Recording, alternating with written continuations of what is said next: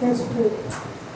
Father, Lord Jesus, Master, Lord, I come into your mighty presence, Lord, Father Jesus. Lord Jesus, Master, Lord, you should increase in me and I should decrease. Oh, Father, Lord, I humble myself. Oh, Father, Lord, I'm nothing, Jesus. You're taking use with me, Lord Jesus, Master. Lord, I ask this with my humble heart, Jesus. In Jesus' name I pray. Amen. The message which was given for us is number 23:23. Number 23:23. No tricks will work on the people of Jacob. No magic will work against Israel. People now say about them, look what God has done. Now 3 points கொடுக்கணும்னு 3 points என்னன்னா, this is only for numbers 23:23. That is, no obstacles for our blessings. No obstacle for our blessing. No opposition on the people of Israel. No opposition on the people of Israel. No offensive against Israel. No offensive against Israel. In the வசனம் எங்க எப்படி சொல்லப்பட்டிருக்குன்னா, when does this verses come? This verses comes when there is conversation between Balak and Balaam. பாலாக்கும் பாலாம் பேசிட்டு இருக்காங்க. பாலாம் என்ன சொல்றாருன்னா, நீங்க வந்துட்டு இஸ்ரேலை கர்ஸ் பண்ணு அப்படின்றாரு. அப்போ வந்துட்டு this verses comes.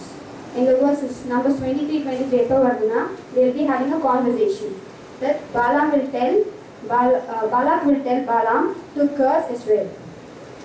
Where does the situation takes place?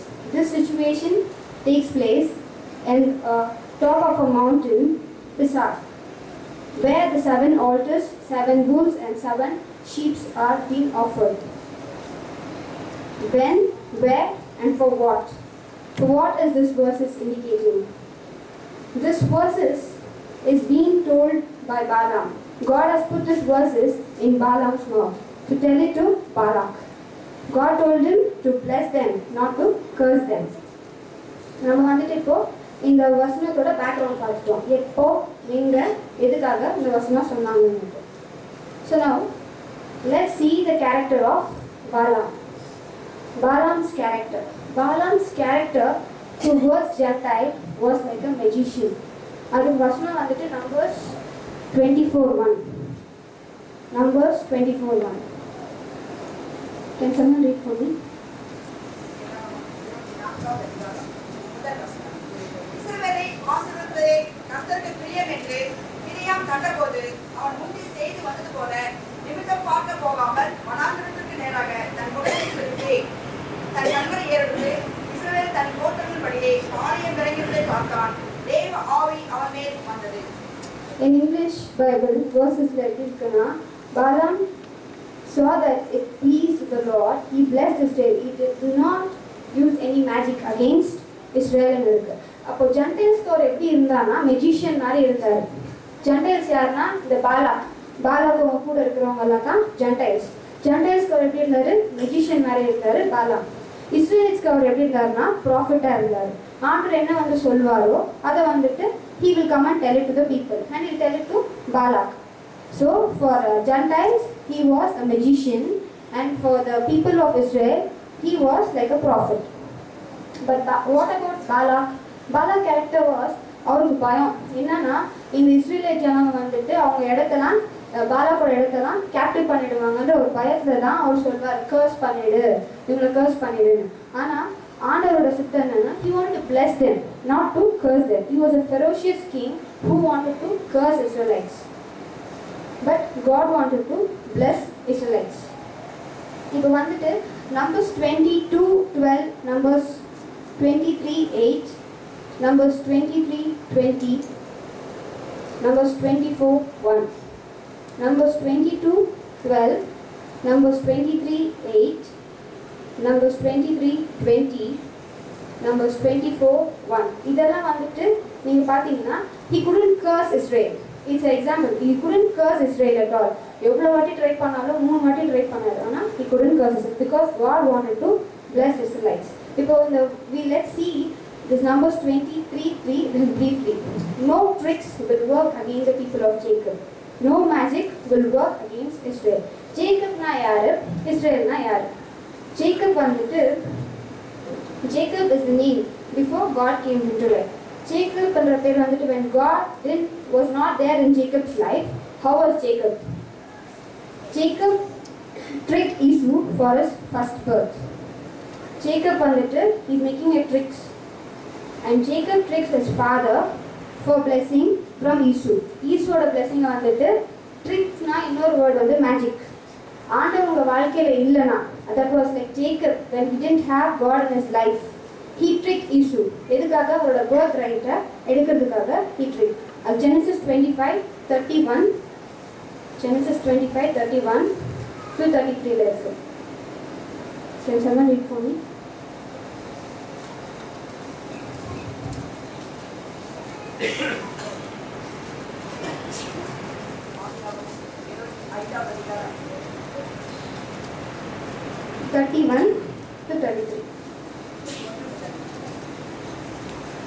அப்பொழுது யாக்கோபு, உன் சேஷ்ட புத்திர பாகத்தை இன்று எனக்கு விற்று போடு என்றான். அதற்கு ஏசா, இதோ நான் சாக போகிறேனே, இந்த சேஷ்ட புத்திர பாகம் எனக்கு என்னத்துக்கு என்றான். அப்பொழுது யாக்கோபு, இன்று எனக்கு ஆணையிட்டு கொடு என்றான். அவன் யாக்கோபுக்கு ஆணையிட்டு தன் சேஷ்ட புத்திர பாகத்தை அவனுக்கு விற்று போட்டான். அப்பொழுது he started tricking. இப்போ ஆண்டவர் வாழ்க்கையில இல்லாத போதும் he started tricking for the birthright. Second வந்துட்டு he is tricking his father. நான் தான் வந்துட்டு ஈசு அப்படின்னு சொல்லிட்டு he is tricking his father. How is he tricking that one? அது Genesis 27:17 to 25. Genesis 27. நான் சமைத்த ருசியுள்ள பதார்த்தங்களையும் அப்பங்களையும் தன் குமாரனாக யாக்கோபின் கையிலே கொடுத்தாள். அவன் தன் தகப்பனிடத்தில் வந்து, என் தகப்பனே என்றான். அதற்கு அவன், இதோ இருக்கிறேன், நீ யார் என் மகனே என்றார். அப்பொழுது யாக்கோபு தன் தகப்பனை நோக்கி, நான் உமது மூத்த மகனாகிய ஏசா, நீர் எனக்கு சொன்னபடியே செய்தேன். உம்முடைய ஆத்மா என்னை ஆசீர்வதிக்கும்படி நீர் எழுந்து உட்கார்ந்து நான் வேட்டையாடி கொண்டு வந்ததை புசியும் என்றார். அப்பொழுது ஈசாக்கு தன் குமாரனை நோக்கி, என் மகனே, இது உனக்கு எத்தனை சீக்கிரம் எப்படி அகப்பட்டது என்றான். அவர், உம்முடைய தேவனாகிய கர்த்தர் எனக்கு நேரிட பண்ணினார் என்றார். When God is not in his life, he tricks his father, and again he tricks Laban. எப்படின்னா, ஸோ அவர் ஸ்ட்ராங் அனிமல்லாம் அவர் வச்சுக்கிறாரு, வீக் அனிமல்லாம் லாபான் கொடுத்துறாரு. So when God is not there in his life, he is tricking. When God came into life, in his life, he was changed as Israel. After God came into his life, he was changed as Israel. That was like he was renamed. Jacob was renamed as Israel.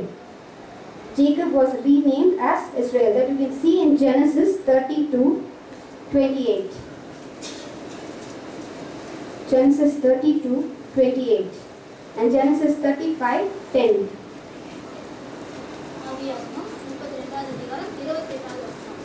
அப்பொழுது அவர், உன் பேர் இனி யாக்கோபு எண்ணப்படாமல் இஸ்ரவேல் என்னப்படும், தேவனோடு மனிதனோடு போராடி மேற்கொண்டாயே என்றார். When God comes into our life, he renames us. And Jacob, next one, second point, Jacob builds Bethel. Bethel na house of God. House of God ki innoru peru tabernacle. You can see that in Genesis 35:3. நாம் எழுந்து பெத்தேலுக்கு போவோம் வாருங்கள். எனக்கு ஆபத்து நேரிட்ட நாளில் என் விண்ணப்பத்துக்கு உத்தரவு அருளி செய்து நான் நடந்த வழியிலே என்னோடு கூட இருந்த தேவனுக்கு அங்கே ஒரு பலிபீடத்தை உண்டாக்குவேன் என்றான். When God came into his life, he renamed him, he built him.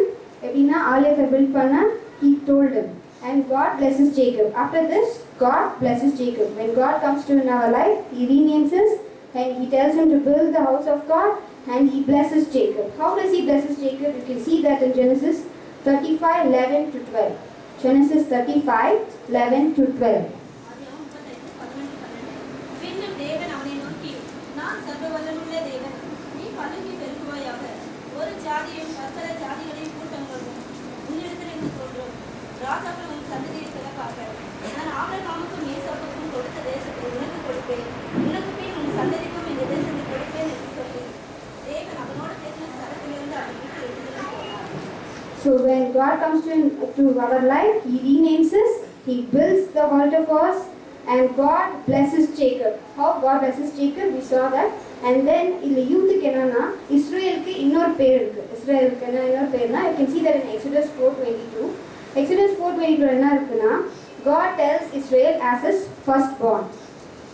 He tells ஃபராக் வந்துட்டு இஸ்ரேல்ஸை வந்துட்டு பிடிச்சி வச்சிருந்தாரு. அப்போ வந்துட்டு ஆண்டவர் சொல்றாரு மோசேக்கிட்ட போய் சொல்லு, அவங்க என்னோட ஃபர்ஸ்ட் பார்ன், அவங்க வந்து என்னை வர்ஷிப் பண்ணுறதுக்கு வரணும்னு சொல்லு அப்படின்வாரு.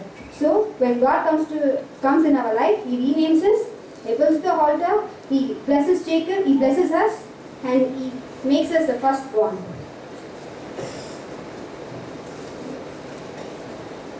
So when we are firstborn, we will not have any obstacles for our blessing, we will not have any opposition for our blessing, we will not have any offensive. Opposition na black magic, unbelief in so long. Offensive na weapons which they use against us. So God has blessed us so that no one will snatch our blessings. I thank God for this opportunity, and I thank NJIT faculty and administration department. Thank you. Ourselves under thy hands, Lord. God, you reveal through me, Lord. Lord, let not flesh take control of me, but Lord, Holy Spirit, to lead us and guide us. In the name of Almighty God, Jesus Christ. The verse that is given to us is Numbers 23:23. No tricks will work on the people of Jacob, and no magic will work against Israel. People now say about them, look what God has done for Israel. I would like to bring 3 points in the midst of us. Past, that is repentance. Present, salvation. Future, witness.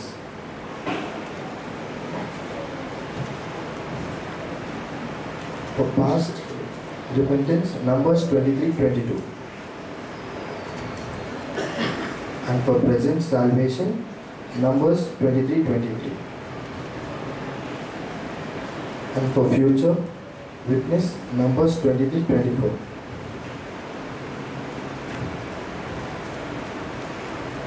First point, past repentance, Numbers 23:22.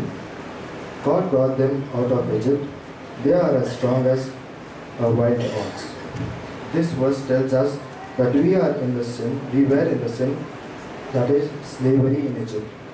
After when we repented and received baptism and accepted Jesus Christ as our personal Savior, we had got the strength of a wild ox, that is a rhinoceros, where no one can touch us in our spiritual life, that is Bible reading, fasting, prayer, faith, love on God. But even then, if someone disturbs us in our spiritual living, then that is the time to use the strength of the wild dogs, that is prayer. Second point, present salvation, Numbers 23:23.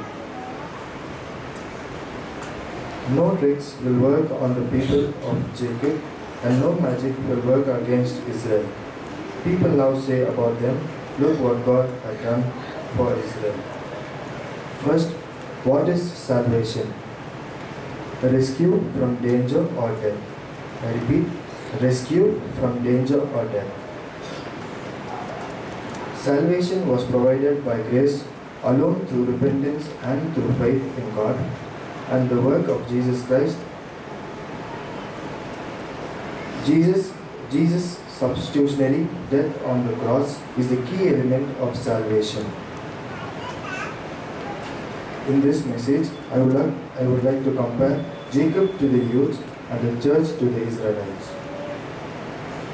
In this verse tells us that there will be no tricks worked against Jacob, because in Jacob's days of youth, he was tricked by his father-in-law Laban. We can see that in Genesis 29 verses from 15 to 30. But this verse is said to the youth that there will be no tricks worked against Jacob, and let not anyone despise your youth. We can see that in 1 Timothy 4:12. Let someone read for it. 1 Timothy 4:12. உன் இளமையை குறித்து ஒருவரும் உன்னை அசட்டை பண்ணாதபடிக்கு வார்த்தையிலும் நடக்கையிலும் அன்பிலும் ஆவிலும் விசுவாசத்திலும் கற்பிலும் விசுவாசிகளுக்கு மாதிரியாயிரு. Amen. In the same verse we read, there is no magic work against Israel. Here I wanted to bring 3 points. Magic, that is evil. Medicine, that is world. Miracle, that is God. I repeat, magic, that is evil. Medicine, that is world. Miracle, that is God.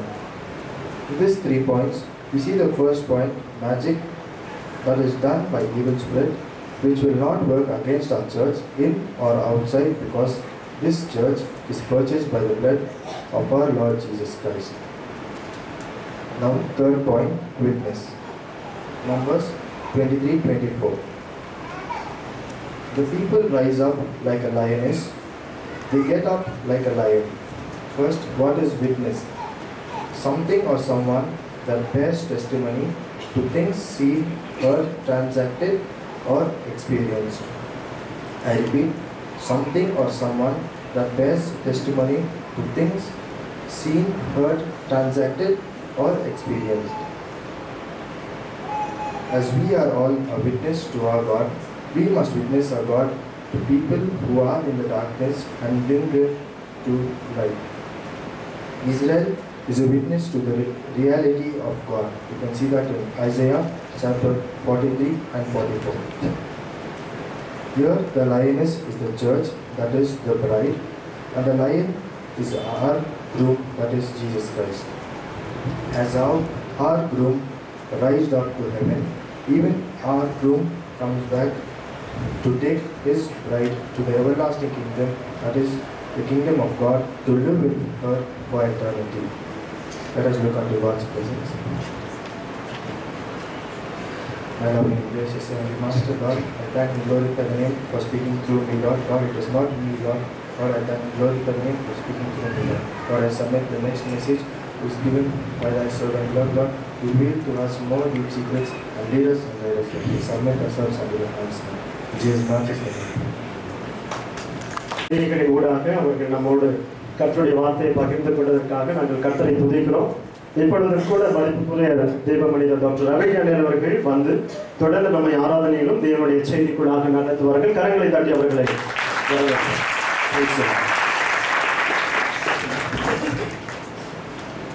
Praise the Lord. Let us all stand upon our feet. Look unto God's presence. தேவன் பெரிய காரியங்களை இந்த மத்தியில் செய்து கொண்டிருக்கிறார் மாணவ பிள்ளைகளை கொண்டு. Praise the Lord. இதுவரைக்கும் 4 செய்தி கேட்டோம்.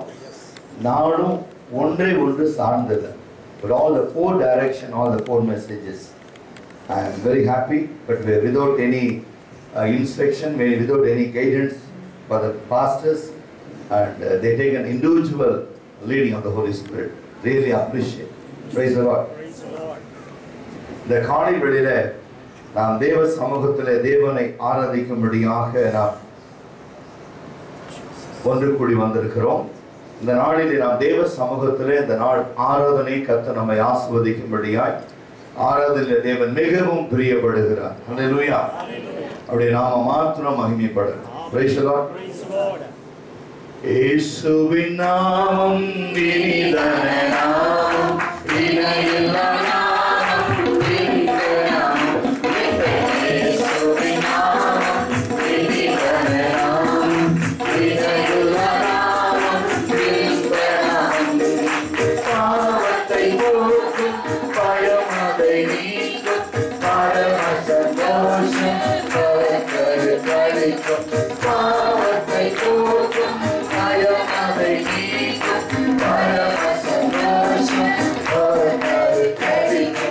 Yes,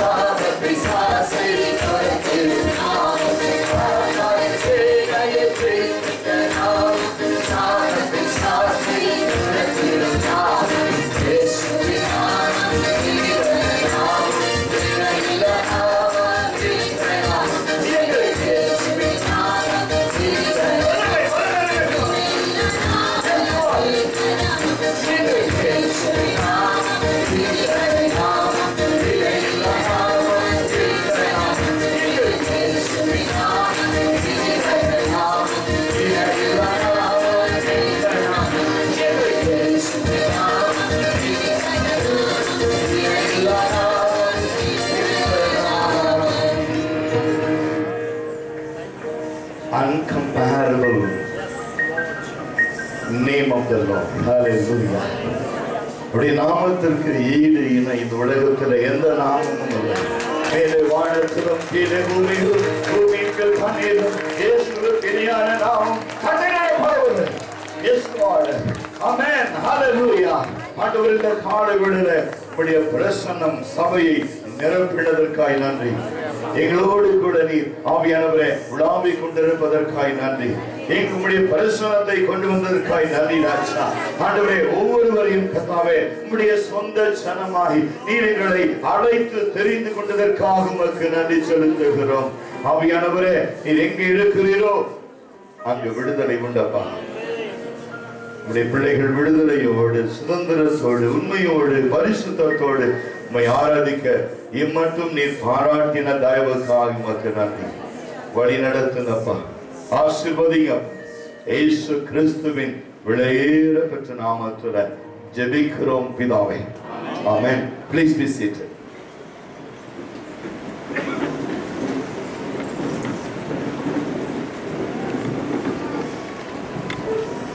Praise the Lord.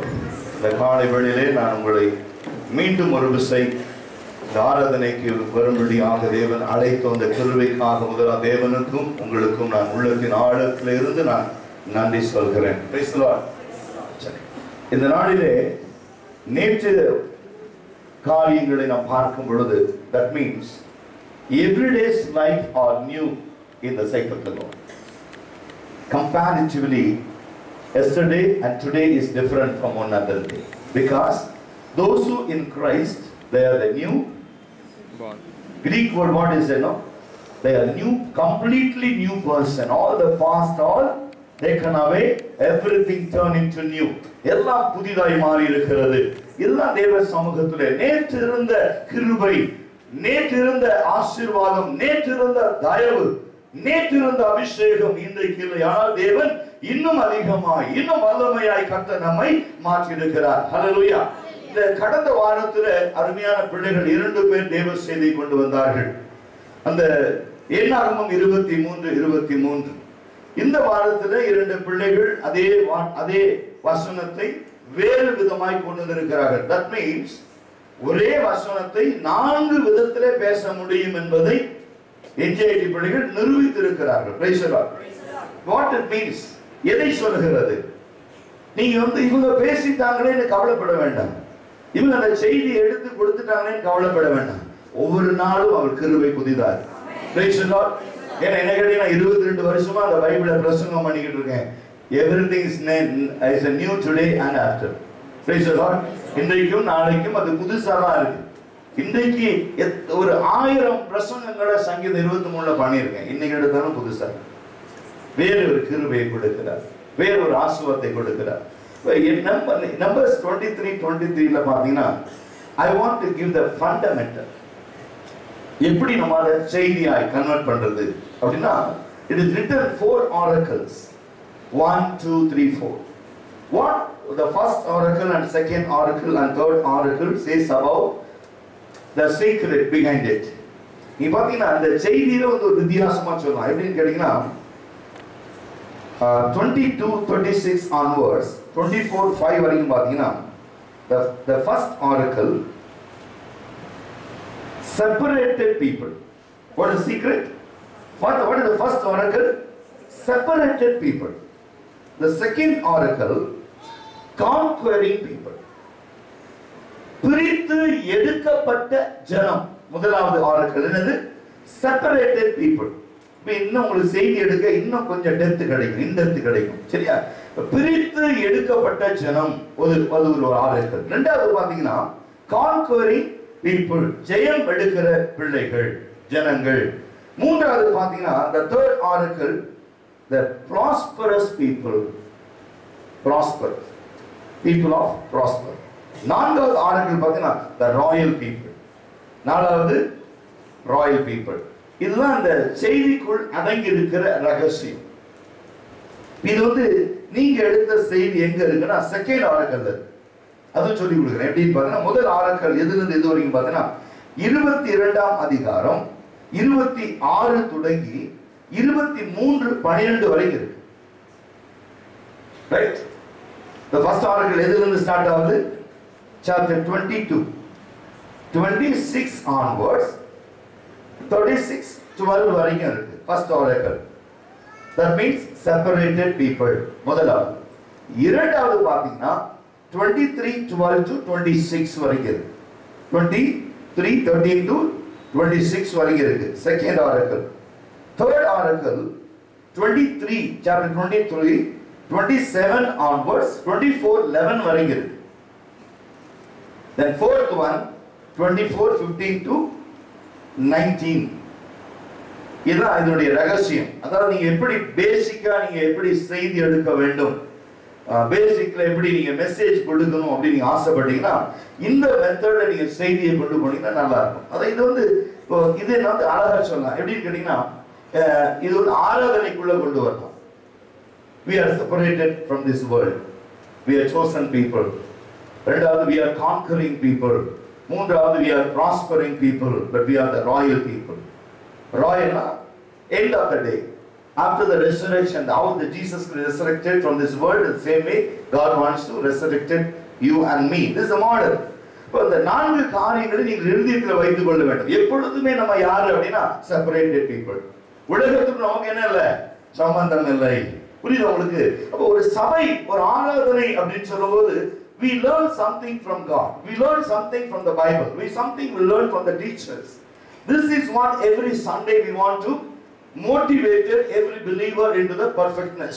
நாம் ஒவ்வொரு வாரம் ஞாயிற்றுக்கிழமைகளில் சபைக்குள்ள வரும் பொழுது இந்த வாரம் தேவனாகிய கர்த்தர் எதை எனக்கு கற்றுக் கொடுக்கிறார், நான் எதை கற்றுக்கொண்டு போகிறேன், எந்த காரியங்களை கர்த்தர் எனக்கு விளங்க பண்ணுகிறார் அப்படி பார்க்கும்போது இந்த பிழையாம் பாலாக் பிழையாம் ரெண்டு பேர் வரும் பொழுது அந்த வார்த்தை சொல்லப்படுகிற 23 என்ன சொல்லுகிறது, யாக்கோபையும் இஸ்ரவேலையும் குறித்து பேசுகிற பொழுது இது எந்த ஆரக்கல்ல வருது நீங்க பாத்தீங்கன்னா, not the separate but not from the conquering but the prosperity. பிசாசு எங்க கை வைக்கிறான் நம்மை புரிஞ்சுங்க. ஒரு கிறிஸ்தவனுக்கு தடை எங்க இருக்கு அப்படின்னா the prosperity. அதனாலதான் நான் என்ன முடிவு பண்ணேன், தேவ சமூகத்துல தேவன் இஸ்ரவேலை ஆசீர்வதிப்பதுதான் அவருக்கு பிரியம். இஸ்ரவேலை யாருமே சபிக்க முடியாது. எந்த மந்திரவாதம் செஞ்சாலும் அது நடக்காது. கர்த்தர் உனக்கும் எனக்கும் என்ன தீர்மானித்து இருக்கிறாரோ அந்த காரியங்களை செய்ய இன்றைக்கும் தேவன் போதுமானவராய் இருக்கிறார். இந்த நம்பிக்கை உனக்குள்ளே ஏற்பட வேண்டும். இந்த எதிர்பார்ப்பு உனக்குள்ளே வர வேண்டும். இந்த வழி உனக்குள்ளே காணப்பட வேண்டும். காரணம், இஸ்ரவேலை நான் ஆசீர்வதிக்க விரும்புகிறேன் என்று சொன்னால் நீ ஏமாற்றுக்காரனை போல அல்ல, நீ வஞ்சிக்கிறவனாய் அல்ல, எப்படியாவது யாரையாவது ஏமாற்றி சொத்துக்களை சேர்த்து விடலாம் என்று சொல்லி அல்ல. நீ என்ன காரணம், தேவன் உன்னை பிரித்தெடுத்திருக்கிறார். You are separated from this world. There is a difference between the worldly people and spiritual people. உங்களுக்கும் உலகத்திற்கும் நிறைய வித்தியாசம் இருக்கிறது. உங்களுக்கும் புறஜாதிகளுக்கும் நிறைய வித்தியாசம் இருக்கிறது. ஆனால் நீங்கள் பழைய நினைவுக்குள்ளதாக கடந்து போய் என் முன்னோர்கள், என் பெற்றோர்கள், என்னுடைய பாரம்பரியம், என்னுடைய பரம்பரை என்று சொல்லி நீங்கள் அதற்குள்ளாக மறித்து கிடக்கிறவர்களாய் இல்லாமல் தேவன் உங்களை பிரித்தெடுத்திருக்கிறபடினாலே ஜீவனுக்கு ஏற்றவர்களாய் கர்த்தர் உங்களை அபிஷேகம் பண்ணி இருக்கிறார். நீங்கள் பிரித்தெடுக்கப்பட்டது மாத்திரமல்ல, பிரித்து எடுத்து கர்த்தர் சொல்லுகிறார், நீங்கள் எந்த இடத்திலே கால் வைக்கிறீர்களோ கர்த்தர் அந்த இடத்தை உங்களுக்கு கொடுப்பார். Praise the Lord. The prosperity, கர்த்தர் அநேக இடங்களில் பாருங்க ஆபிரகாம் அழைக்கிறார். Even though he is having everything, 12 என்ன சொல்றார், ஆபிரகாமே நீ புறப்பட்டு நான் உனக்கு காண்பிக்கிற இடத்துக்கு போ, அங்கதான் உனக்கு உண்மையான பிராஸ்பரிட்டி இருக்கு. இதெல்லாம் ஒண்ணுமே இல்லை. Praise the Lord. நாம் வேதத்தை எடுத்து வாசிப்போம் என்று சொன்னால் உள்ளும் புறமும் நாம் அபிஷேகிக்கப்பட வேண்டும், ஆசீர்வதிக்கப்பட வேண்டும். வானத்திலும் பூமியிலும் நமக்கு ஆசீர்வாதங்கள் பெருக வேண்டும். அதைத்தான் ஆவியானவர் திரும்ப திரும்ப சபைக்கு சொல்லுகிறார். நீங்கள் ஏதோ ஒரு உலக பிரகாரமாய் ஆசீர்வதிக்கப்பட்டு விட்டோம் என்று சந்தோஷப்படாதீங்க.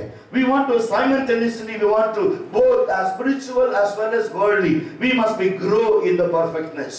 அதுதான் தேவனுடைய பெரிதான உண்மையான அழைப்பு. அதுதான் ஒருவேளை நீங்க பாத்தீங்கன்னா நான் ஆவிக்குறாக நான் ஆசீர்வதிக்கப்பட்டிருக்கிறேன், ஆவியில நான் வளர்ந்துகிட்டு இருக்கேன், எனக்கு கிருபை இருக்கிறது, எனக்கு இரக்கம் இருக்கிறது, எனக்கு தயவு இருக்குன்னு சொன்னா உலகத்தை உங்களை பார்த்து சிரிப்பான். ஏன் கர்த்தரை நம்புகிறான்? ஏன் கர்த்தரை உங்களை விடுவிக்கல?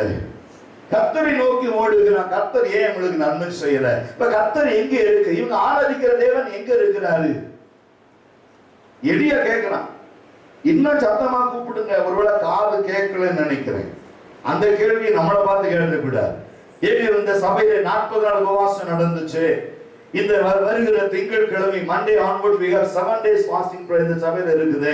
இவங்க இவ்வளவு ஜெபம் உபவாசம்னு போகும்போது இவங்க வாழ்க்கையில ஏன் நன்மை கர்த்தர் செய்யல அப்படின்னு புற ஜாதிகள் உங்களை பார்த்து கேள்வி கேட்க கூடாதபடிக்கு we simultaneously we should explain the people we are not mingled in this world, we are not comparatively, we are into the world but we are separated from this world.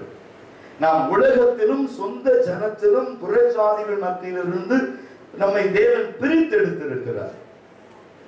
There is a many difference between the worldly people and spiritual people. We should identify. நாம் அதை நிரூபிக்கிறவர்களாக இருக்க வேண்டுமே அல்லாமல் ஏதோ ஒரு கதை கேட்பது போல ஞாயிற்றுக்கிழமை ஆராதனை வந்து சிரிச்சிட்டு போறதில்லை. நம்மளை பார்த்து உலகம் சிரிச்சிடும். It is not entertainment. Church is not entertainment. The many churches are converted themselves as entertainment. How was the message? They say, oh, today pastor jokes a lot. We are very happy. See, evil cannot jokes about you in future days, but very careful. அடிக்கடி சொல்றேன், சபை என்பது உன் ஜீவனை காப்பாற்றுகிற படகு. That means lifeboat to save your life. Church is a lifeboat. உலகத்துல தடுமாறி கொண்டிருக்கிறோம், அலை மோதி கொண்டிருக்கிறோம். ஒரு சின்ன வேதாகமும் நம்ம கையில கிடைச்சிருக்கு, பிடிச்சிட்டு மேல போயிருக்கு. Praise the Lord. That is my confidence. என்னை இந்த உலகத்திலிருந்து என்னை காப்பாற்றினது இந்த வேதத்தை தான் நான் சொல்றேன். I never say anyone except my God. I cannot say anyone, right, except my God. என் தேவனை தவிர என்னை பிரித்தெடுத்து என்னை தூக்கி எடுத்தது இந்த உலகத்துல வேற யாரும் இல்லை. Praise the Lord. ஒரு சின்ன கதை சொல்லட்டுமா உங்களுக்கு? இங்கிலாந்து தேசத்திலிருந்து அமெரிக்காவுக்கு நியூயார்க் சிட்டிக்கு ஒரு கப்பல் வேகமா போகுது. அந்த கப்பல்ல ஒரு வயசான தாய் இருக்கிறாங்க, வயசான அம்மா இருக்கிறாங்க. அந்த அம்மா பேரு ஆலிஸ், அவ இருக்கிறாங்க. அப்போ அந்த அம்மா என்ன செய்வாங்க, ஒரு முறை அந்த கப்பல்ல ஒரு பெரிய ஐஸ்வர்யவான், பெரிய கோடீஸ்வரன், அவர் அந்த கப்பல்ல பிரயாணம் போகிறார். அந்த மனுஷன் மைக்கேல் அவர் பேர். அவர் போகும்போது என்ன ஆகுது பாத்தீங்கன்னா, அந்த கப்பலுடைய கேப்டன் அவரும் இந்த ஐஸ்வர்யவான் மைக்கேல் ரெண்டு பேரும் கப்பலுடைய மேல் தட்டத்துல நின்று பேசிட்டு இருக்காங்க. Every day they used to discuss about various things. How long you are doing business, how you became a very rich man. அப்புறம் இவர் கேட்கிறாரு, how long you are in the captain of this ship, but they will things are happening against the ship, what you are going to do. இப்படி நிறைய காரியம் சொன்னா, oh life is boring. Captain சொல்றாரு, life is boring. Every day we can see only the seas and all things, we are fed up of life. We never be enjoyed in a family. Once in a blue moon we meet our children and family. Oh, life is boring. He is confessing his own practical life. The same time the businessman also, I am running around business. I am not able to care of my family. I am also, life is boring. I have money but I don't have peace in my heart. Both of them discussing about one another. But suddenly this Alice, the old lady, walked onto the terrace of the ship. Soon as the both of them saw the lady, the captain says, in all the passengers except this lady, but all are sad, but this is the only lady, I can see the rejoicefulness in the face, happiness in the face. I don't know. Then slowly they pull her into the conversation and they discuss about various things and said, Mrs. Alice, we can see that some changes and some you are strange people than other passengers. We can see the joys and happiness and the pleasant look in your face. What is the secret? She said, I believe God. What she said? I believe God. I'm happy. Only one word. Then the rich man said, even we all believe God. Not only you, Even they believe God. She said, no, your belief is something different, but my belief is something different. Okay, how come to England, to New York, you are traveling? She said, my daughter, Mary, and my son-in-law, John, along with one small child from England to, they are shifted to live in this New York City. Not New York City, but US. I want to go and meet them. Then immediately the captain asked the question, why are you living in US? She said, Captain, I'm really sorry. Long back I received a letter from my daughter. I decided to see my daughter and son-in-law, my little grandchild. But unfortunately, I lost my letter from my daughters. I received and go through content by content. Somehow I lost the letter. But I don't know where they are living. Then how come you are traveling to England to New York City? She said, what he told before. I believe in God. He is going to take me. The captain said there is many cities and many small towns in the US. It's a great city, big city. You cannot travel one by one another. It's very difficult to find out. Said, that is your belief. But my belief, he will take me. As soon as the ship entered into the New York port, immediately the captain, very concerned about the Mrs. Alice, and said, see, I have some good officers. Normally we used to stay in one lodge. We want to make you to accommodate, and we will help you to search your daughter and son-in-law and your grandchild. Right? Don't worry.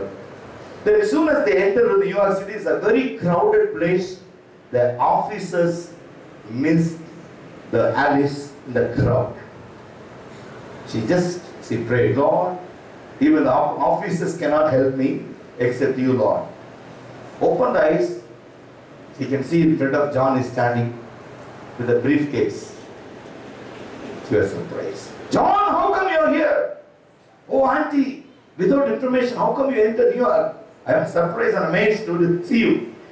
நம்ம சொன்னாங்க கடிதத்தை தொலைச்சிட்டப்பா உங்க பாசையில கடிதத்தை தொலைச்சிட்டப்பா வயசு நடி பேசுவாங்க தொலைச்சிட்டப்பா ஆனா அவர் மேல வச்ச நம்பிக்கையில தைரியமா டிக்கெட் வாங்கிட்டு கப்பல் வந்து இறங்கிட்டேன் என் கண்கள் உன்னை கண்டது இது என்னுடைய வழி அல்ல தேவ சிஸ்டம் நம்ம என்ன செய்யணுமா ஜான கையை பிடிச்சு இழுத்துட்டு போய் ஆமா நீ எங்க ஜான் இங்க ஐயோ உனக்கு தெரியாது நாங்க இங்க இருந்து கிட்டத்தட்ட 14,000 கிலோமீட்டர் தள்ளி இருக்கிறேன் ஆபீஸ்ல அர்ஜென்ட்டா ஒரு ப்ராஜெக்ட் கொடுத்து நீ நியூயார்க்ல போய் இந்த லெட்டர் ஃபைல கொடுத்துட்டு வந்தாங்க இப்பதான் ஏர்போர்ட்ல இருந்து இறங்கி வந்து நின்னுகிட்டு இருக்கேன் உங்களை பார்த்தேன் சா கோஇன்சிடென்ட் ஜான் ரிப்ளைட் அந்த அம்மா அந்த பையனை இந்த மருமகனை கையில பிடிச்சிட்டு எந்த கப்பல்ல இருந்து இறங்கி வந்தாங்களோ அதே கப்பலுக்கு எடுத்துட்டு ஓடினாங்க கேப்டன் அந்த ஆபீசர்ஸ் நம்ம ஹெல்ப் பண்ண ஆபீசர்ஸை வச்சு டோர்ஸ் விடுற உன்னை நம்பி இந்த வயசான அம்மா விட்டேன் எங்கடா தொலைச்சிங்க you are unfit for anything சொல்லி ஆபீசர் திட்டு அந்த கேப்டன் அந்த அம்மா பாவம் எப்படி இருப்பாங்களோ எங்க இருப்பாங்களோ இந்த நியூயார்க் சிட்டியில சாப்பாட்டுக்கு என்ன பண்ணுவாங்க பணத்துக்கு என்ன பண்ணுவாங்கன்னு வச்சு வாங்குவாங்க அவங்க எப்படி கண்டுபிடிப்பாங்கன்னா அம்மா சொன்னாங்க captain I am here I receive my son in law praise the lord captain அப்படி நடுங்கிட்டார் ஐஸ்வர்யவான் நடுங்கிட்டார் அப்ப சொன்னாரு நீங்கள் நம்புகிற இயேசு எனக்கு வேணும் praise the Lord if you are traveling in the wilderness you ask God something he will provide amen praise the Lord you can ask where is my prosperity Lord every week every Sunday I am to come and worship you but where is my prosperity where is my confidence where is my belief if you believe in God he is a provider each and everything இதான் ஆவிக்குரிய வாழ்க்கையில பிள்ளைகள் 4 செய்தி நம்ம கேட்டோம் இல்லையா அது ஒரே நம்பிக்கை நான் தேடுகிற இயேசு நான் நம்புகிற இயேசு நான் தேடுகிற ஆசீர்வாதத்தை எனக்கு கொடுப்பார் பிரைஸ் தி லார்ட் எனக்கு கொடுத்துட்டார் ஆனா எங்கன்னு தெரியாது எப்படின்னு தெரியாது ஆனா கொடுத்துட்டார் சொன்னவர் தான் கொண்டு வருவார் பிரைஸ் தி லார்ட் நல்லா கவனிங்க ஆபிரகாமை அழைக்கிறார் நீ வா நான் காண்பிக்கிற தேசத்துக்கு போன்றார் ஆனா போன பிறகு ஆபிரகாமால ஒண்ணும் செய்ய முடியல அதற்கு பிறகும் இவன் சரீரம் எல்லாம் செத்து போன பிறகும் ஆபிரகாமை பார்த்து அதே தேவன் சொல்றாரு, வருகிற வருஷம் உனக்கு பிள்ளை இருக்கும் பாரு. சொன்னதும் அவர்தான், செய்யறதும் அவர்தான். நம்ம என்ன செய்வோம் தெரியுமா? ஊழியக்காரங்களை தேடி போவோம் ஜெபிக்கிறதுக்கு. ஊழியக்காரன் ஜெபிச்சிருவான், ஆனா கர்த்தர் ஆசீர்வதிக்கிறார். நம்ம என்ன நினைப்போம், இவர் சொல்லிட்டாரு நம்ம வாழ்க்கையில் அவ்வளவுதான் எல்லாம் வந்துடும் சொல்லிட்டு என்ன செய்வோம், கையில கிடக்கிறது காலில் கிடக்கிறது எல்லாம் எடுத்து கொடுத்துருவோம் ஊழியக்காரர். அவரு பணக்காராயிருவாரு, நீங்க ஏழையா தான் இருப்பீங்க. ஆனா இங்க இந்த ஆலிஸ் வாழ்க்கையில என்ன நடக்குது தெரியுமா? நம்ம சொல்றாங்க, நான் தேடுகிற கர்த்தர், நான் நம்புகிற கர்த்தர் எனக்கு அதை செய்வார். எவ்வளவு பேருக்கு அந்த நம்பிக்கை இருக்கு? இன்னைக்கு வாழ்க்கையில ஒரு தீர்மானம் கர்த்தர் எடுக்கிறார். ஆனா பல நேரங்களில் நாம் இன்னும் பிரித்தெடுக்கப்பட்டோம் என்று சொல்லியும் இன்னும் பழைய நிலையிலே நாம் இருக்கிறபடினாலே we are not conqueror. If we are not conqueror, we are not enter into the prosperity. We are not enter into the prosperity. We are not say that we are royal people. Praise the Lord. ஆனா என்ன சொல்லுவோம், எங்க அப்பா வானத்தையும் பூமியும் உண்டாக்கினவர், நான் அவருக்கு பிள்ளை, எனக்கும் எல்லா அதிகாரமும் எல்லா அபிஷேகமும் உண்டு. ஏன்னா நீ இன்னும் பிரித்தெடுக்கப்பட எப்படி சொல்ல முடியும்?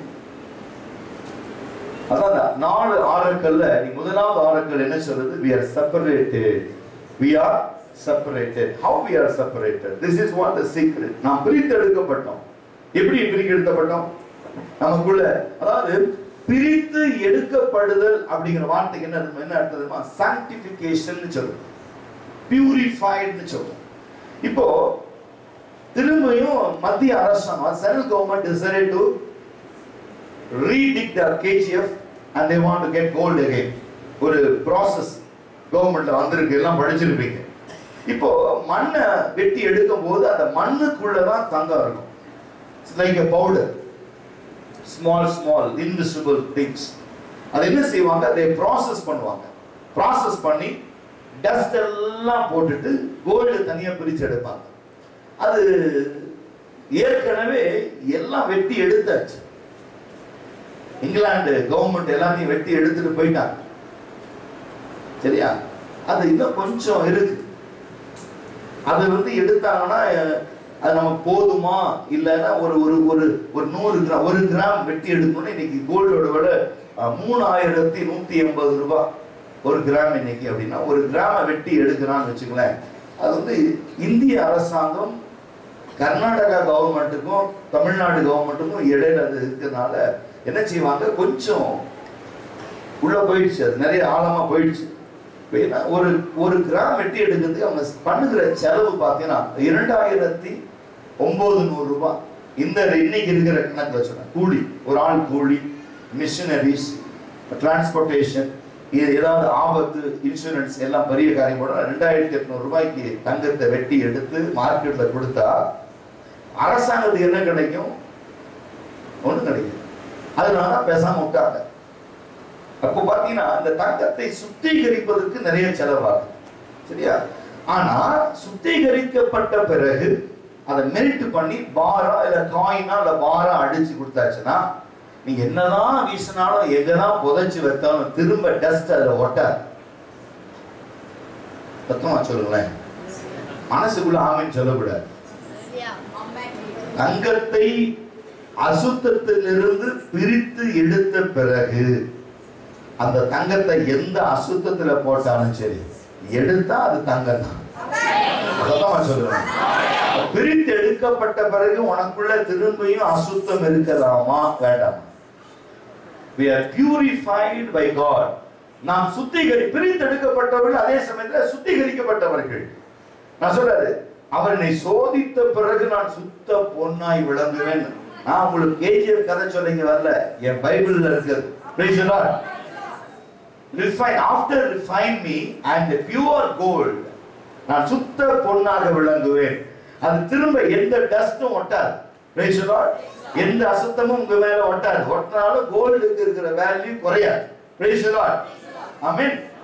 இப்போ நீங்க ஒரு கடைக்கு போறீங்க, எங்க பொண்ணுக்கு கல்யாணம், ஒரு 5 பவுன் செயின் கொடுங்க அப்படின்னா இவ்வளவு ஒரு சட்டி மண் எடுத்து கொடுத்து எடுத்துங்க சிஸ்டர் அப்படின்னா என்ன செய்வீங்க?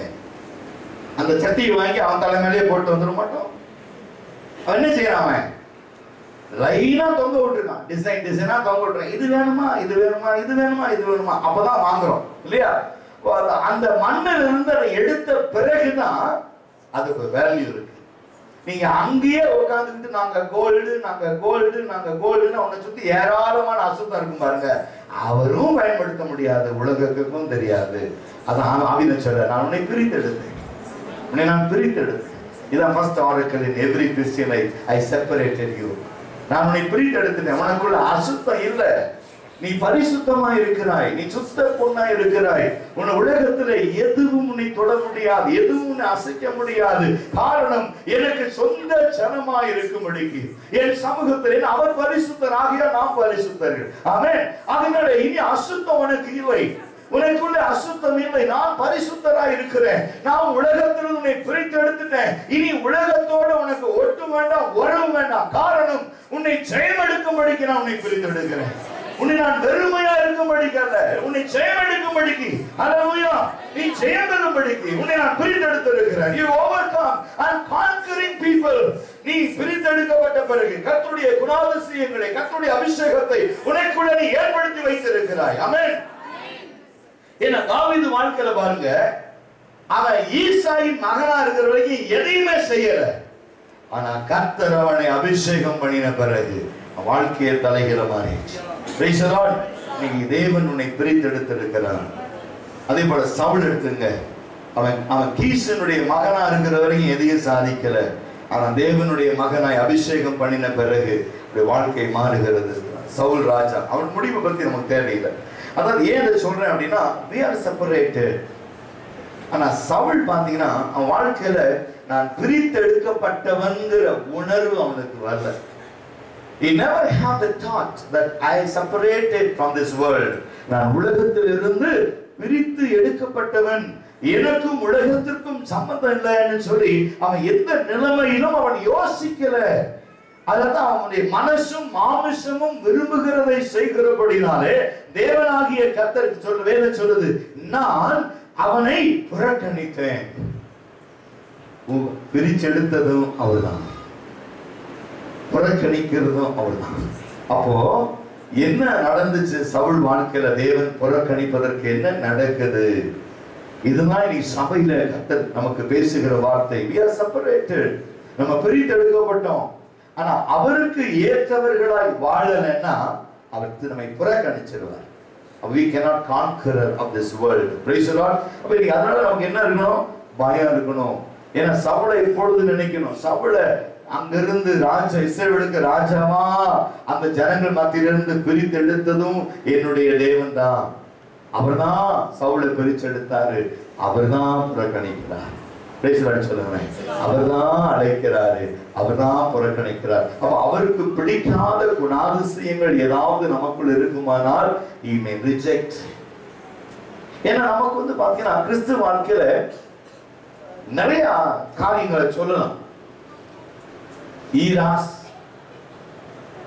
பிலியா, அகாப்பே, ஸ்டார்கே சொல்லி 4 விதமான அன்பை பத்தி பேசினாலும் அவருடைய அன்பு, இயேசுவின் அன்பு மட்டும்தான் நமக்கு வந்து கடைசி வரைக்கும் நம்ம கூட வரும்.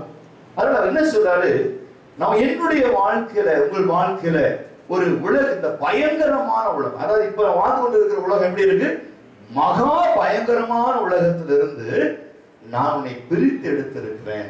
நீங்க முதல்ல சொல்லணும் ஆமென். ஏன்னா பிரித்து எடுக்கப்பட்டிருக்குங்கிற நிச்சயம் வந்தாதான் அடுத்த ஸ்டெப்புக்குள்ள நம்ம போக முடியும். Are we separated from this horrible and dangerous world? இல்லையா? அதான் தம்பி ராபின் சொன்னாரு, ரட்சிப்பு என்பது என்ன செய்தான்? ஆபத்துகளும் மரணத்திற்கு இருந்து நம்மை விடுவிக்கிறது. அது மெஸ்ஸியுடைய செய்தியில பாத்தீங்கன்னா நமக்கு என்ன இல்லை, முதல்ல ஆசீர்வாதத்துக்கு எந்த தடையும் இல்லை. அதே போல சத்துரு கொண்டு வருகிற எந்த கிரிகளுக்கும் தடை இல்லை. மூணாவது ஒரு காரியம் சொன்ன, என்ன சொன்னாங்க? மூணாவது, நமக்கு விரோதமாய் எழுப்புகிற எந்த ஆயுதமும் நமக்கு இல்லை. அப்ப இந்த கன்ஃபர்மேஷன் எடுத்து பாருங்க. ரட்சிப்புனா முதல்ல என்ன இல்லை? டேஞ்சரஸ் இல்லை, டெத் இல்லை. அதே சமயத்துல ஆசீர்வாதத்துக்கு தடை இல்லை, ஆசீர்வாதத்துக்கு தடை இல்லை. இரண்டாவது எதிர் மந்திரவாதங்களுக்கு தடை இல்லை, ஆயுதங்களுக்கு தடை இல்லை. நமக்கு நம்ம பாட்டுக்கு முன்னேறி செல்லலாம். அப்ப என்ன காரணம்? இவங்க ரெண்டு பேருடைய செய்தியை ஒரு பகுதியில பாத்தீங்கன்னா, ஏன்னா இதுவும் இல்ல அதுவும் இல்ல, ஏன்னா அவர் நம்ம கூட இருக்கார், பிரிச்சு எடுத்துட்டார். நல்லா கவனிங்க, எகிப்துல தேவனாகிய கர்த்தர் இஸ்ரவேல் ஜனங்களை எகிப்தியர் மத்தியிலிருந்து பிரித்தெடுக்கிறார். நீங்க நினைச்சுக்கிட்டு இருக்கீங்க, தப்பான ஒரு அபிப்பிராயம் இருக்கு. எப்படி தெரியுமா? பிரித்து எடுக்கிறது அப்படின்னா சொந்தக்காரங்களையே பார்க்காதீங்கன்னு பிரிச்சு எடுக்கல. நடக்குதா? நல்லா மிஸ் அண்டர்ஸ்டாண்ட் நிறைய பண்றோம், நம்ம அடிக்கடி பண்றோம். எப்படின்னா, பக்கத்து வீட்டுல அவன் இருக்கான், இந்த வீட்டுல நாம இருக்கோம். இப்போ வாதை வருது, யார தாக்குது? அவனை. நம்மளை தாக்குதா? ஏன்? பிரித்தெடுக்கப்பட்டுட்டோம். அது தேவனுக்கு மட்டும் தெரியும். இது நீங்க சொல்லக்கூடாது, எந்த நேரத்திலும் சொல்லக்கூடாது. நாம பிரித்தெடுப்போம், உங்களோட பேசணும். நீங்க வேண்டாம், சொந்தம் வேண்டாம், பந்தம் வேண்டாம்னு சொன்னா நான் பைத்தியக்காரன். சரியா? எப்படி உங்களை போட்டுதான் அவளை கூட நீங்க சேர்க்க போறாரு. சத்தமா சொல்லுங்க. அப்புறம் போயிட்டு வேண்டாம் வேண்டாம்னா வேண்டாம்னு போயிடுவாங்க அவங்க. நமக்கு வேணும். ஏன்னா இந்த மந்தையில் இல்லாத அநேக ஆடுகள் எனக்கு இருக்குன்னு என் காதுல சொல்றாரு. இந்த மந்தையில் இல்லாத ஆடுகள், நிறைய ஆடு இருக்கு. ஏன்னா சின்ன நேரத்துல ஜனங்க படியில, இப்ப கூட படியில உட்காந்துக்கிட்டு இருக்காங்க, கீழே வெயில உட்காந்துக்கிட்டு இருக்காங்க. மனசு ரொம்ப கஷ்டமா இருக்கு. சரியா? இன்னும் முன்னாடி இங்கதான் என் மேலதான் இருக்காரு. நீங்க எல்லாம் சரி, அந்த மாதிரி நிலைமையில இருக்கும். இப்போ ஆண்டவர்கிட்ட நீ காலைல சொன்னேன், ஆண்டவரே இடத்தை கொடுத்ததுக்காக நன்றி, முடிஞ்சது. இனி கேட்க மாட்டேன், அவர்கிட்ட கொடுத்துட்டாரு. ஆனா இப்ப எப்படி கொடுக்க போறாருன்னா, உங்க வேலை. என் வேலை இடத்தை வாங்குறது, ஆத்துமா கொண்டு வர்றது உங்க வேலை. எப்படி கொண்டு வருவீங்க? உங்களை அவர் பிரித்தெடுத்தது போல நீங்களும் அவங்களை பிரிச்சு எடுத்துட்டு வாங்கிறார். சத்தமா சொல்லுங்க.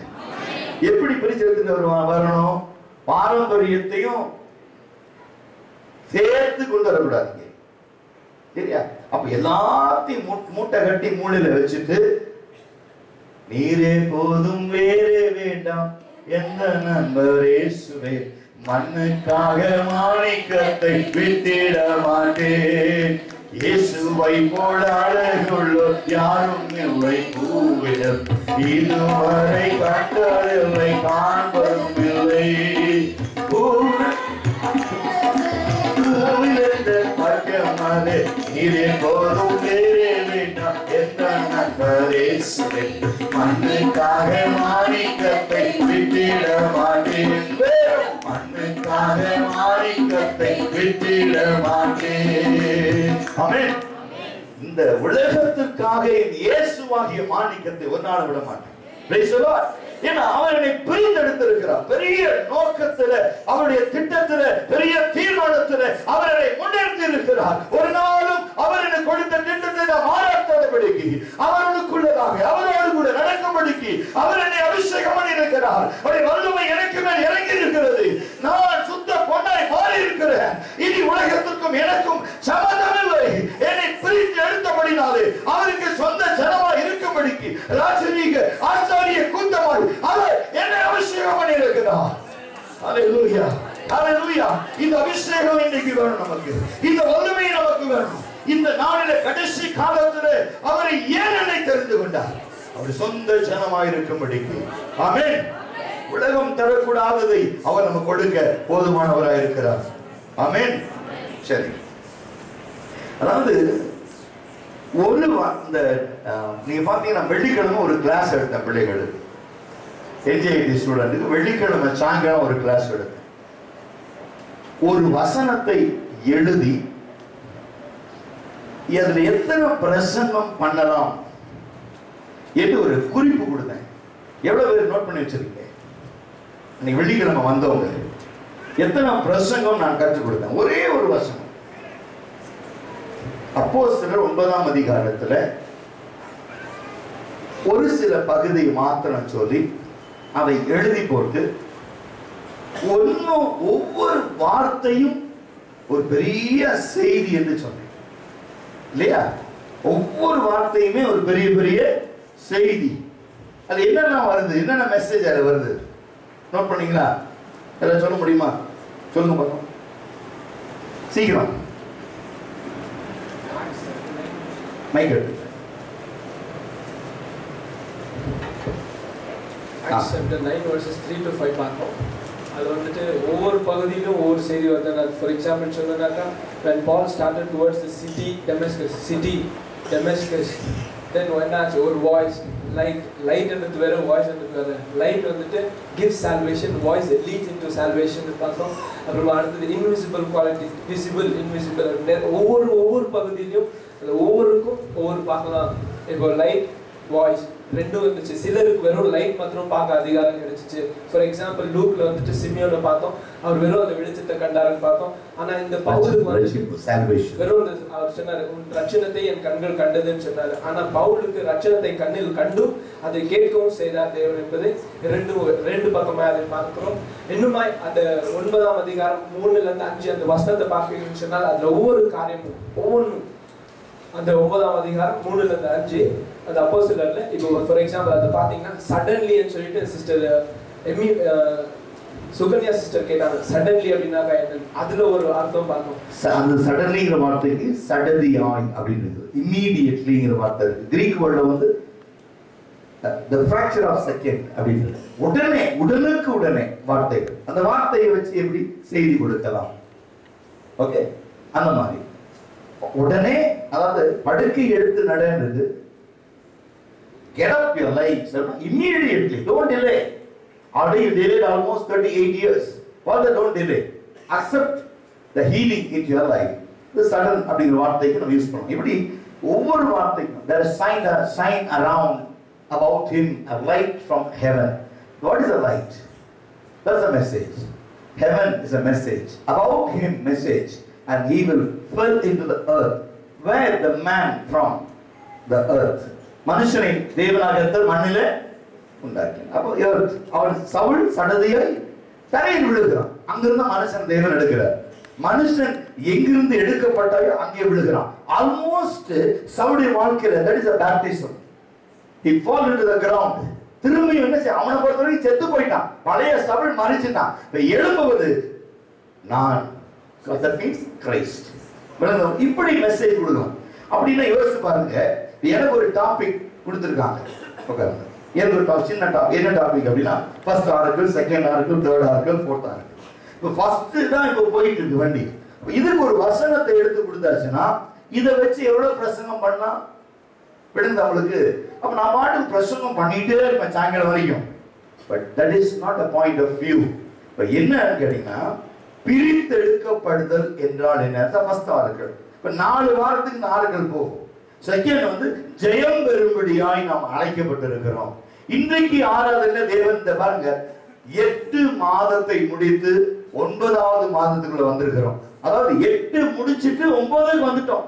we enter in the new day, first day of this 9th month. அப்படிங்கும்போது 8 மாதங்களை முடித்து 9வது மாதத்துக்குள் என்னை கர்த்தர் கொண்டு வந்திருக்கிறார். அப்போ 8ல இருந்து என்னை பிரிச்சு 9 கொண்டு வந்திருக்கிறார். அப்போ இந்த நாளை காண செய்ததுக்காக நமக்கு நன்றி. Praise the Lord. இனி என் வாழ்க்கையில் அந்த 8 வருமா? சொல்லுங்க. 31ஆம் தேதி 8வது மாசம் 2013 நான் இதை செய்வேன் அப்படின்னு சொல்லுவீங்களா? அப்படி என்ன அர்த்தம்? அது போனது முடிந்தானா பாஸ்ட், பிரசன்ட், ஃபியூச்சர். சரியா? அது அந்த நாள் நேற்றோடு கடந்து போயிடுச்சு. அப்ப என்னை தேவன் நினைவிட்டாரு. நேற்றைய துயரம் இன்றைக்கு இல்லை. ஏன்னா செப்பரேட் என்னை தேவன் மாற்றி இன்னொரு நாளுக்குள்ள கொடுத்திருக்கிறார், கொண்டு வந்திருக்கிறார். நேற்றைய துயரம் எல்லாம் இன்று மறைந்ததையா?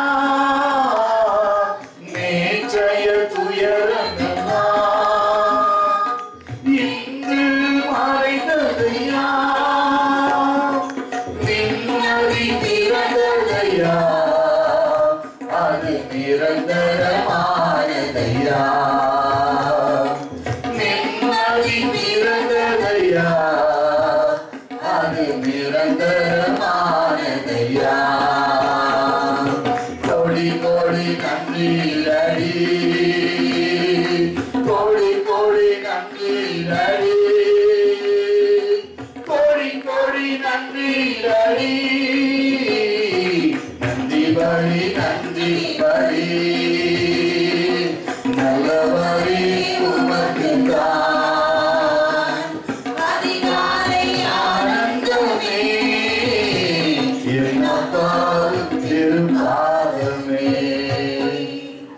பாட்டு கூட என்ன சொல்றது தெரியுமா?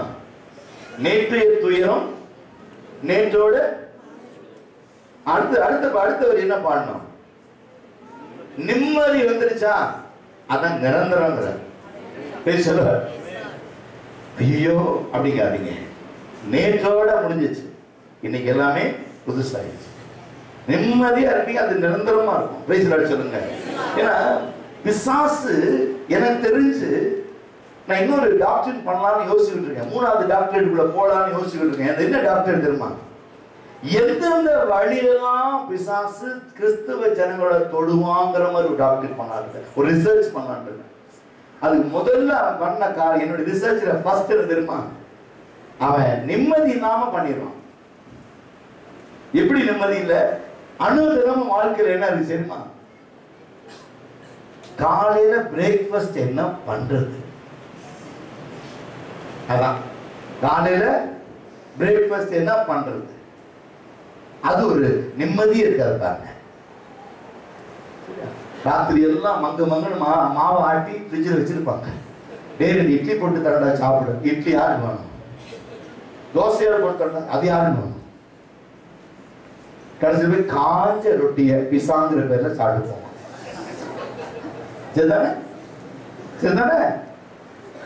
நீ இரு நான் இல்லுன்னு எனக்கு 50 ரூபா கொடுத்துரு, நான் பீஸா வாங்கி சாப்பிட்டுக்கிறேன். சரியா? அவன் தலையை எடுத்து நான் அடிக்கடி ஒரு கதை சொல்றேன். ஒரு பிச்சைக்காரனை தேவதூதன் கண்டு கேட்டான், அவனுக்கு என்னப்பா செய்யணும், எது வேணா கேளு கொடுக்குறேன். ஒரு தங்கத்திலேயே பிச்சை ஒரு திருவோடு கொடுங்க, ஏன்ப்பா அதுல பிச்சை எடுக்க.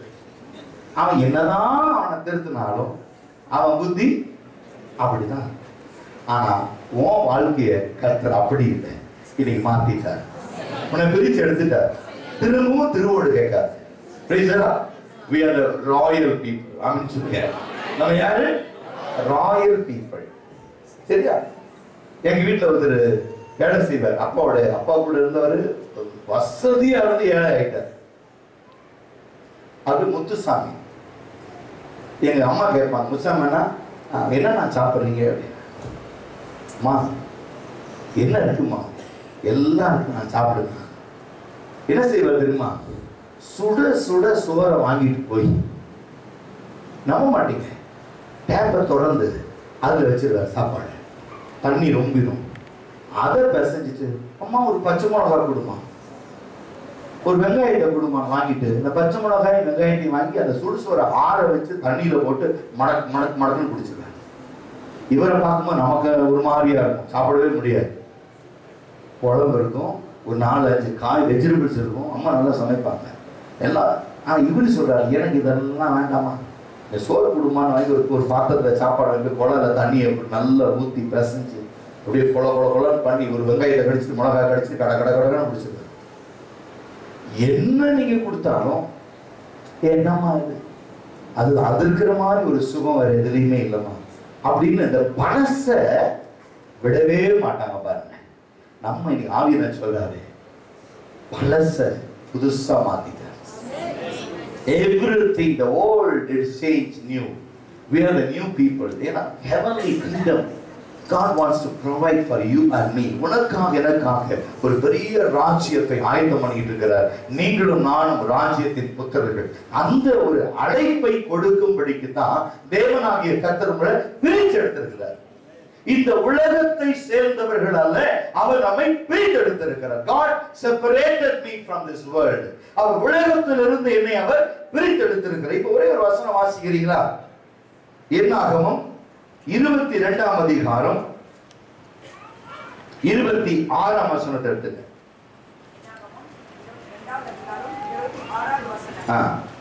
அப்பொழுது கர்த்தருடைய தூதன்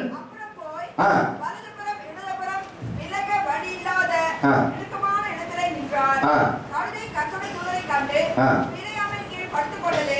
பிலேயாம் கோபம் மூண்டவனாகி கழுதையை தடியினால் அடித்தார். உடனே கர்த்தர் கழுதையின் வாயை திறந்தார்.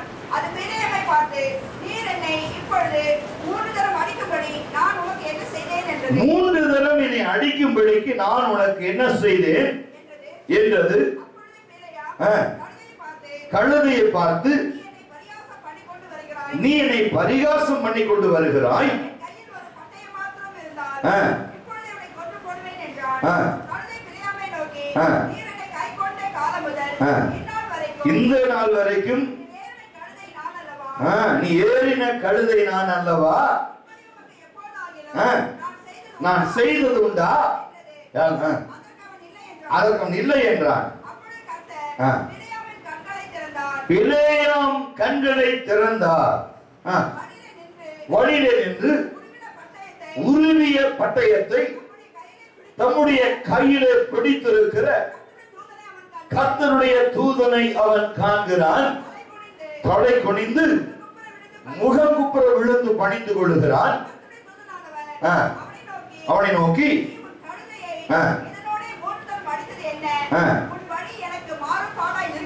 உன்னுடைய வழிகள் எனக்கு மாறுபாடாய் இருக்கிறது. கழுதை என்னை கண்டது.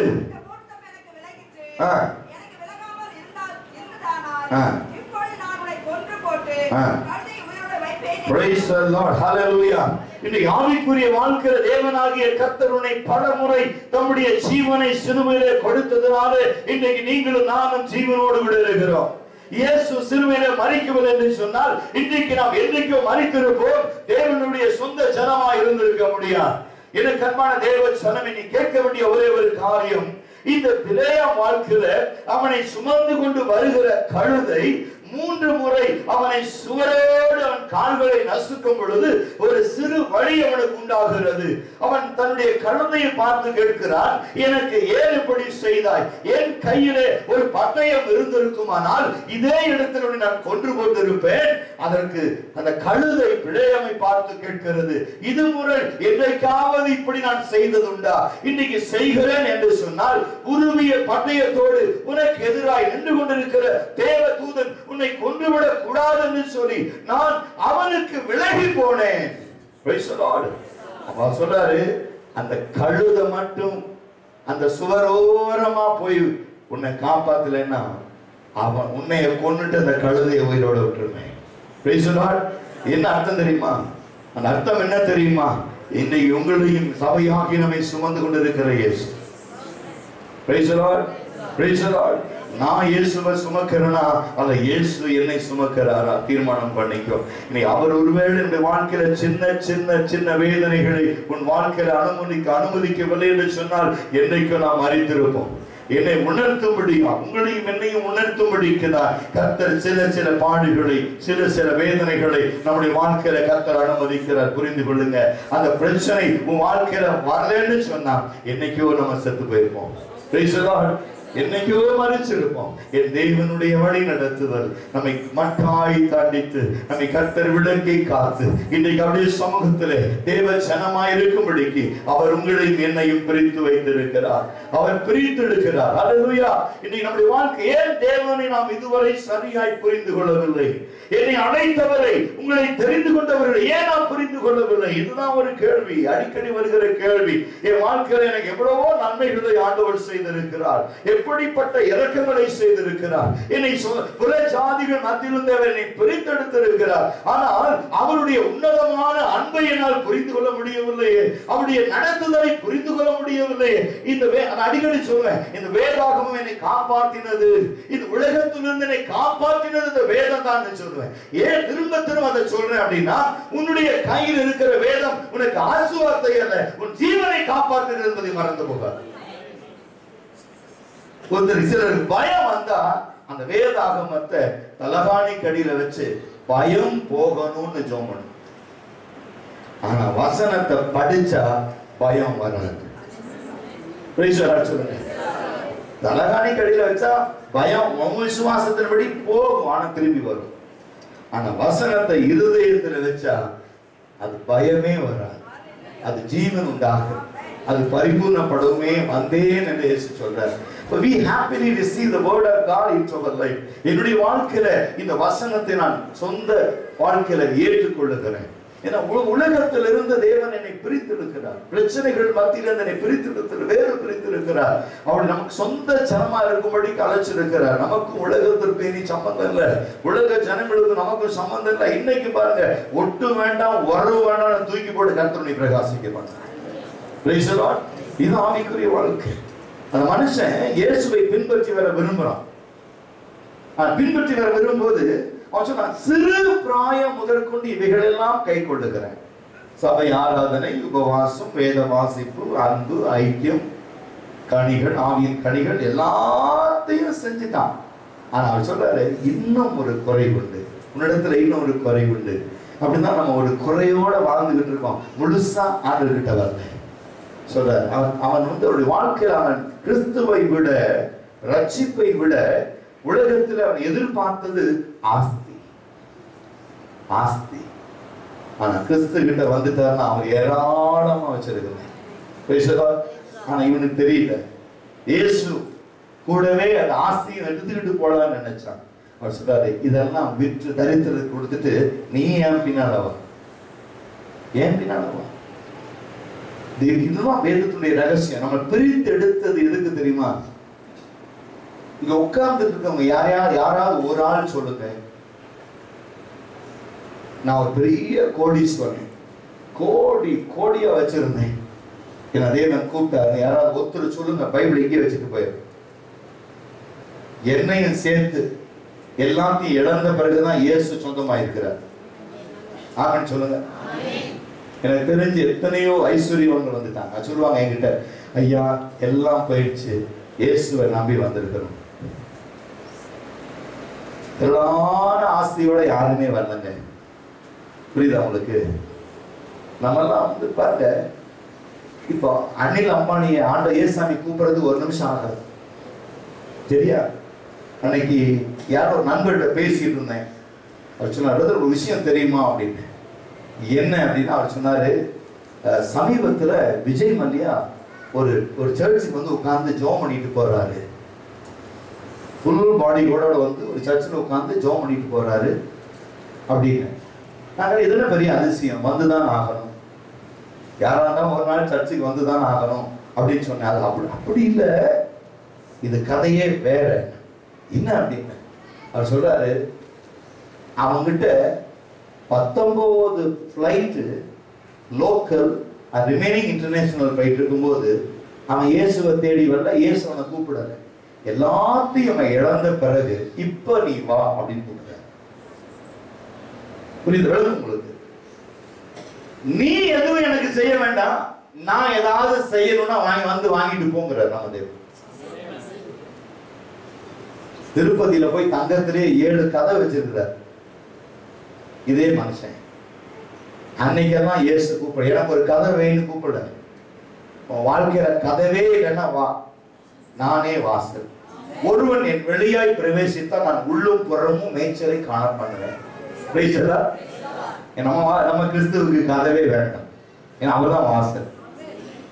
உன் கதவை தட்டுவார், நீ போய் அவர் கதவை தட்டுறதுக்கு போட்டிருக்கா? வந்து என் கதவை தட்டுங்க நான் திறக்கிறேன்னு போட்டிருக்கா? இருதயத்தை தான் திறக்கணும் இல்லையா? அப்போ ஆவிக்குரிய வாழ்க்கையில பார்த்தா பல இடங்கள்ல ஜனங்க பார்த்தீங்கன்னா எல்லாத்தையும் இழந்த பிறகு இனி எனக்கு உலகத்துல ஒன்றுமே இல்லை. I lost everything. Somehow I'm living in this spirit. எனக்குள்ள ஒரு ஆவி இருக்குங்க, அதனால வாழ்ந்துகிட்டு இருக்கேன்னு சொன்னா அந்த ஆவியை பரிசுத்தமாய் மாற்றி நமக்கு ஏற்ற ஜனமாய் மாற்ற இன்றைக்கு நம்முடைய தேவன் போதுமானவராக இருக்கிறார். ஹல்லேலூயா. இப்போ இந்த பிள்ளையாமுடைய வாழ்க்கையில அவனை தேவனாகிய கர்த்தர் பிரித்து எடுத்த பிறகும் தனக்கு முன்பாக இருக்கிற தூதனை காணாமல் இருக்கிறானே. It is unfortunate. இதுதான் ஆவிக்குரிய வாழ்க்கை. நான் சொல்ல விரும்புகிற காரியம் தான். After God separated, if you are not able to see the angel of the Lord with the big sword in his hand, but it's unfortunate. அவருடைய வாழ்க்கையில ஏன் அவன் கண்ணு அந்த தனக்கு முன்பாக இருக்கிற தூதனை காணவில்லை? அதுதான் ஒரு கேள்வி. ஒரு வித்தியாசமா யோசிச்சு பாருங்க. அவன் ஏன் அந்த தீர்க்கதரிசிக்கு தனக்கு முன்பாக இருக்கிற தூதனை காண முடியல, ஆனா ஒரு கழுதை பார்க்கிறதை ஒரு மனுஷனால பார்க்க முடியல? அப்படின்னா இவனுடைய குணாதிசயம், அந்த பிராணியுடைய குணாதிசயம் எப்படி இருக்கு? அவர் சொல்றாரு, ஒருவேளை அந்த கழுதை உன்னை காப்பாத்தலைன்னா உன்னை கொன்னுட்டு அந்த கழுதையை உயிரோட வச்சிருப்பேன். யோசித்து பாருங்க. என் வாழ்க்கையில் அப்படி ஒரு தவறு நடக்கிறதா என்னை அழைத்தவருக்கு நான் உண்மையா இருக்கிறேனா? அவரை அழைச்சிருக்கிறார். எனக்கு முன்பாக இருக்கிற தூதனை காணக்கூடாதபடி என் வாழ்க்கையில என்ன தடை? ஆண்டவரே, நீதான் என்னை அழைத்திருக்கிறீர், நீதான் என்னை பிரித்தெடுத்திருக்கிறீர், நீதான் இந்த உன்னதமான கிருபை எனக்கு கொடுத்திருக்கிறீர், உண்மையான நன்மைகளை செய்திருக்கிறீர். ஆனால் எனக்கு முன்பு நீர் கொடுத்த உன்னதமான அழைப்பை ஏற்றுக்கொள்ளாமல் இத்தனை காலம் ஒரு குழாய் நான் எப்படி வாழ்ந்த ஆண்டவரே, உம்மை காணும்படிக்கு என் கண்களை திறவுங்க ஆண்டவரே. எனக்கு உள்ள ஒரு திட்டத்தை வெளிப்படுத்துங்க. நான் இன்னும் என்ன செய்ய வேண்டும் சொல்லுங்க. இந்த அழைப்பை உன்னிடத்தில் எதிர்பார்க்கிறார். கேளுங்க ஆண்டவரே, நாம் என்ன பிரிச்செடுத்துட்டீங்க, ஆனா நான் எந்த வழியா போகணும், என்ன செய்யணும்னு சொல்லி ஒரு கழுதை நடத்த வேண்டாம் ஆண்டவரே, எனக்குள்ள இருக்கிற ஆவியானவரை நடத்துங்க அப்படின்னு சொல்லுங்க. இப்போ நீ நடத்த அந்த தேவன் போதுமானவராக இருக்கிறார். Because the first oracle, God wants to separate you from this world. நமக்கு மற்றவர்களுக்கும் ஒரு வித்தியாசம் இருக்கணும். மற்றவங்களுக்கு நம்ம பிரிச்செடுக்கப்படணும். அவன் செய்யறத நீயும் செஞ்சா அவங்களுக்கு நமக்கு என்ன வித்தியாசம் இருக்கு? கிறிஸ்துவை அறியாதவன் விக்கிரக ஆராதனை செய்யறான். நம்ம அதை விட்டுட்டு தான் உண்மையான தேவனை, எனக்காய் மரித்த இயேசுவை நான் இருதயத்தில் வைத்திருக்கிறேன். தாவீது சொல்றான், நான் கர்த்தரை என் முன்பாக வைத்திருக்கிறேன், அவர் என் வலது பாரிசத்தில் இருக்கிறபடியா நான் ஆசைக்கப்படுவதில்லை. ஹல்லேலூயா. உன்னுடைய வாழ்க்கையில என்னுடைய வாழ்க்கையில நடக்கிற காரியம், ஏன்னா இந்த கழுத கதை வந்து ரொம்ப பேருக்கு தெரியாது. நல்ல கவனிங்க. Go with them 22:20 நீ பாருங்க.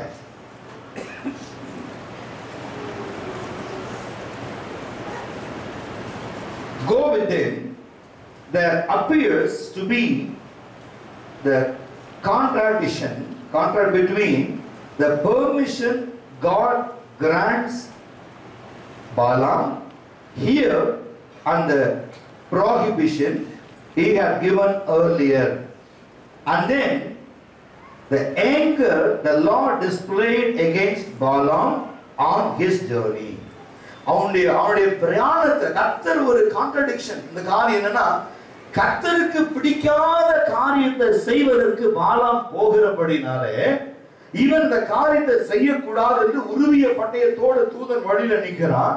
இந்த கழுதை தூதனை உருவிய பட்டயத்தோடு ஒரு கோபத்தோடு ஒரு அதாவது ஏங்கர் தேவ கோபத்தோடு பட்டயத்தை வச்சு பாலாமுக்கு எதிராக நிற்கும் போது அந்த கோபத்தை யார் அறியறா? இந்த கழுத அறியுது. இந்த தூதனுக்கு விலகி தன் எஜமான கொண்டு போகுது. அப்ப வேதத்தை எடுத்து வாசித்து பாருங்க. இன்னைக்கு நமக்கு எதிராக இருக்கிற சதிகளை, சதி ஆலோசனைகளை, மந்திரவாதங்களை குறி சொல்லுவதிலிருந்து இந்த சத்திய வேதம் என்னை சுமந்து கொண்டு போகிறது. சீக்ரெட். அதுக்காக நீ வந்து தப்பா நினைச்சா அது நான் பொறுப்பில்லை. வேதம் சொல்லுது, வேதத்தை யார் சுமக்கிறாங்களோ அவங்கள வேதம் சுமக்கும். அப்படின்னா the Bible is not a donkey according to your sense. He is my everything. Praise the Lord. என்ன சொல்றார்? பிள்ளைய போல தோள்ல போட்டிட்டு போறேன்னா அவர் யார்? உனக்கு அப்பாவா? தோள்ல தூக்கிட்டு போறது இல்ல. there is a meaning. ஒரு பிள்ளை, ஒரு சிறு குழந்தை, ஒரு சின்ன பிள்ளைகளை எப்படி தாங்குகிறாரோ அதை போல தாங்குகிறவர் நம்முடைய தேவன். சரியா? அப்ப அப்படி பாருங்க. இந்த வசனத்தை எடுத்துட்டீங்கன்னா உங்களையும் என்னையும் எல்லா மந்திரவாதத்திற்கும் எல்லா குறி சொல்லுதலுக்கும் நம்மை விலக்கி காத்து நம்மளை கொண்டு போறது எது? வேத வசனம். இந்த வேத வசனம் என்ன செய்யுது?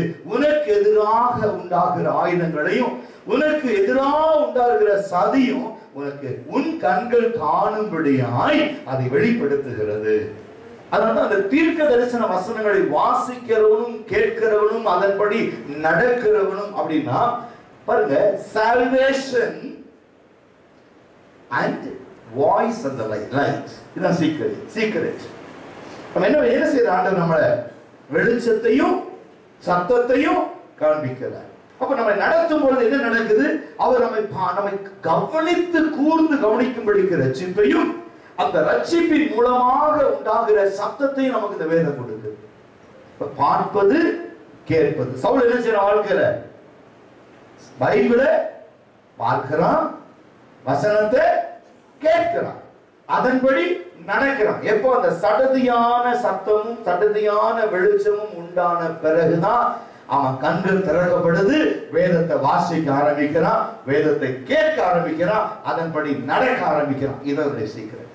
So those who separated from God, அவன் வேதத்தை பார்க்கவும் வேதத்தை கேட்கவும் அதன்படி நடக்கவும் செய்தால் தேவனாகிய கர்த்தர் அவர்களுக்கு ஒரு அனுக்கிரகம் செய்வார். இது ஒரு சீக்ரெட்.